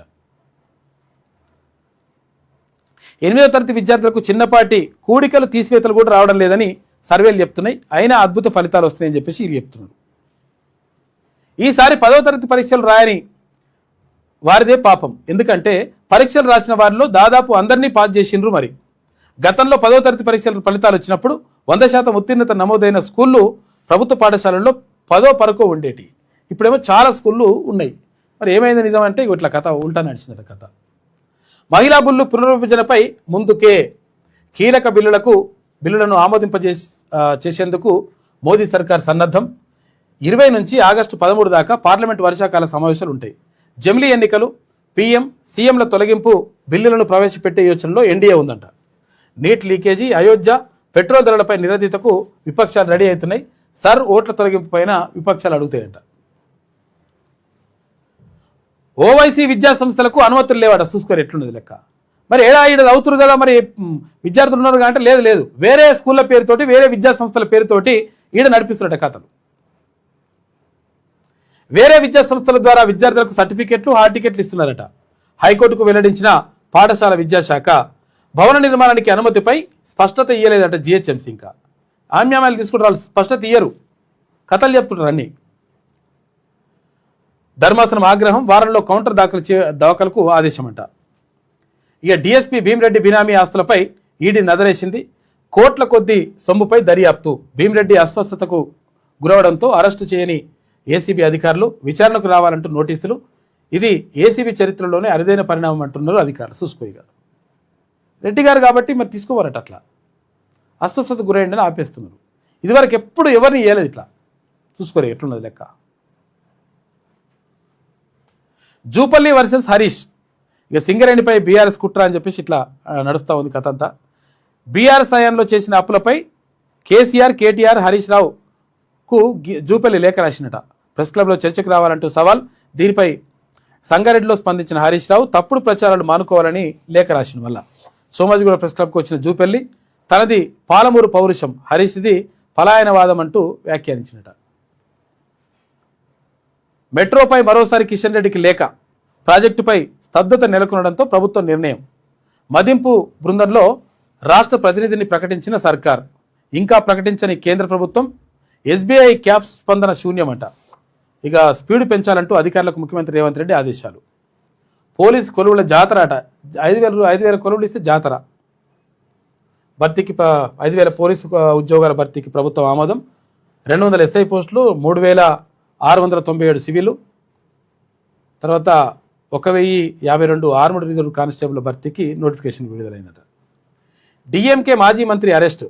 తమిళనాడు సీఎం విజయ్పై రాధాకృష్ణన్ అవాకులు చెవాకులు వేరిండట. ఓ నటితో కలిసి ఇంటి పట్టునే ఉంటున్నారంటూ వ్యాఖ్యలు చేసిందట. ఓ నటి అంటే ఎవరు? త్రిష. కేసు నమోదు చేయడంతో హైకోర్టును ఆశ్రయించిన రాధాకృష్ణన్ తీవ్రంగా మందలించిన న్యాయస్థానం ముఖ్యమంత్రిపై ఇలాంటి మాటల ఎమ్మెల్యేగా బాధ్యత లేదని చెప్పేసి నిలదీసిందంట. బెయిల్ను కొట్టేసిండ్రు.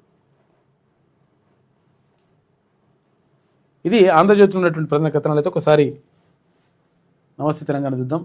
జనతా గ్యారేజ్ అంట. అగో ఎన్నికలు వచ్చింది. మళ్ళీ పార్లమెంటు ముందుకు రాజ్యాంగ సవరణ బిల్లులు. జూలై 20 నుంచి ఆగస్టు 13 వరకు వర్షాకాల సమావేశాలు. డీలిమిటేషన్, మహిళా రిజర్వేషన్ల బిల్లులు మళ్లీ సభ ముందుకు. అయోధ్య ఆలయ నిధులు చోరీని లేవనెత్తుతున్న విపక్షాలట. 20,000 కానిస్టేబుల్ పోస్టులు భర్తీ చేయండి అని చెప్పేసి ఇక్కడ నిరుద్యోగులు అడుగుతా ఉన్నారు. పోలీస్ పోస్టులే 5,000 అని చెప్పేసి ప్రభుత్వం చెప్తుందట. నన్ను ముంచిపోతారా ఏంది? 4 మంత్రులపై ముఖ్యమంత్రి అసంతృప్తి అంట. పోతూ ప్రభుత్వాన్ని ముంచుతారా? మంత్రుల వైఖరిపై సీఎం సీరియస్ అసహనం వ్యక్తం చేసిండని ఇట్లా ఈ కట్టుకథలో నిజంగా కథలో అర్థం కాదు, అంత వేసేస్తుంది ఏమి. మరో డైవర్షన్ ఎత్తుగడ. ఫోన్ ట్యాపింగ్ అంశంపై త్వరలో ఛార్జిషీట్. 32 నెలలుగా తవ్వుతున్నా ఏమి చేయలేకపోయామన్న ఫ్రస్ట్రేషన్ అట. బీఆర్ఎస్ అధినేత కేసీఆర్, కేటీఆర్, హరీష్ రావులే సర్కార్ టార్గెట్. వరుస వైఫల్యాలను కప్పుపుచ్చుకునేందుకు మరోసారి తెరపైకట. బొగ్గు మాయంపై విజిలెన్స్. ఇన్స్టాగ్రామ్లో పిల్లల లైంగిక వేధింపులు యాడ్స్ మెటాకు సమన్లు జారీ చేసిండ్రు కేంద్ర ప్రభుత్వం అంట. ఓఈలో ఫీజుల మోత. విద్యార్థి సేవల ఫీజుల వడ్డన. 20 నుంచి 100% వరకు పెంచిందంటే యూనివర్సిటీ. డబుల్ చేసుకుంటూ వర్రా నాయన, ఇక సాగుగొట్టరు. లేకపోతే వర్సిటీ మారాలంటే 10,000 రూపాయలట, ఈక్వలెంట్ సర్టిఫికేట్ ఫీజు 3,000 రూపాయలు. ఫీజుల పెంపుపై విద్యార్థి సంఘాలు ఆగ్రహం వ్యక్తం చేస్తున్నాయి. ఈ కథ ఏందో అంతా. మొత్తం మీద రేపు భువనగిరిలో జరగబోయేటువంటి రాజ్యాధికార సమరభేరి సభకు రావాలని చెప్పేసి తీర్మానం వలన పిలుపునిస్తా ఉన్నాడు. ఇది మన కోసం మనం చేస్తున్నటువంటి పోరాటం, మన కోసం మనం చేస్తున్నటువంటి ఉద్యమం కాబట్టి ఈ సభకు తరలిరండి. ఎందుకంటే కులాల వారిగా, తర్వాత అంటే ఎందుకు అణచివేయబడ్డము, ఎందుకు అన్యాయం జరిగింది, ఆ అన్యాయానికి విరుగుడేంది అంటే రాజ్యాధికారం. ఆ రాజ్యాధికారం రావాలంటే కలిసికట్టుగా ఉన్నామనేటువంటి సంకేతాన్ని సమాజానికి ఇవ్వాల్సిన అవసరం ఉన్నది. అందుకోసం రావాలని చెప్పేసి పిలుపునిస్తా ఉన్నాడు తీర్మానం వలన. కాబట్టి అందరూ రండి, సభను విజయవంతం చేయండి అని చెప్పేసి కోరుతా ఉన్నాడు.